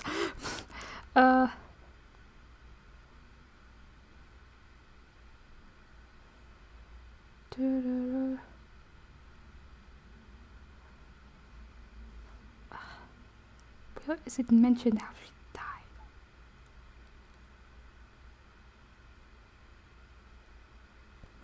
It's not the librarian.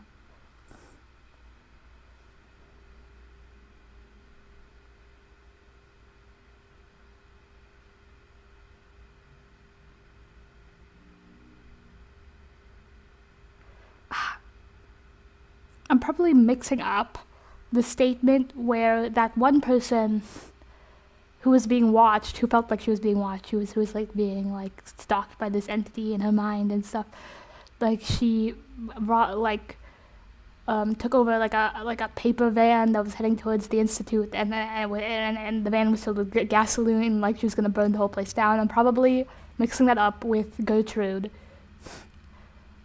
but I know Elias said, when he said why he killed Gertrude, I believe he said that he was trying to take down the institute.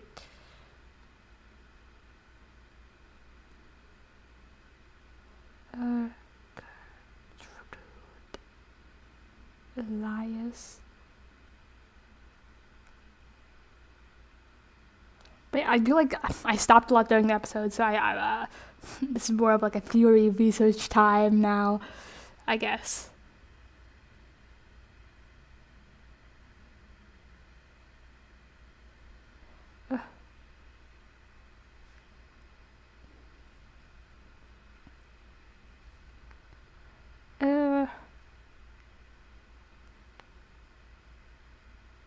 Where's the one where they go and interrogate Elias?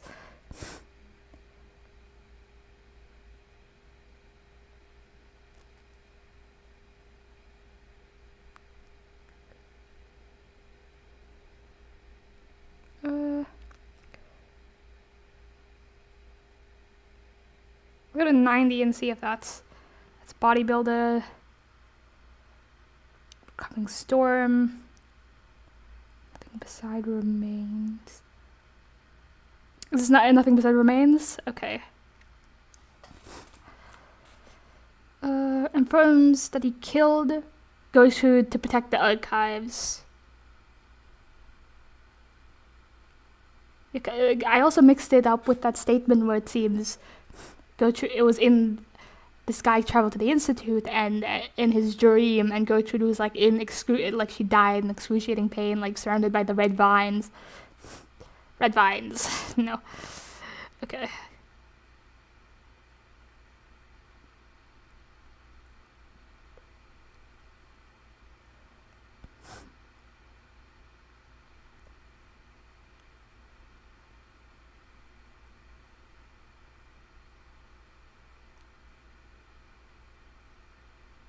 I killed Gertrude Robinson because she intended to destroy the archives. That's all he said. I don't. I'm mixing images in my mind. It's been so long. Okay. I don't know what else to say. It's been 2.5 hours. Yeah. Good. It was kind of good. I don't know. It was kind of a so-so episode. No. It was an episode. It was a gigantic episode. Okay, that was. I see now why that's a gold episode on the list. I don't know why Uncanny Valley wasn't, but okay. I'm still salty about that. But no. Yeah. A lot. I feel like I'm in the know now. I know things. I know how things work now. I'm so excited. I know the names. I'm so cool. I know their names now. I don't know what else to say. I'm gonna stop. Yeah. Okay. I need to stop. I forgot I have an outro again. Signing off into the next dimension. Nobody will be there, and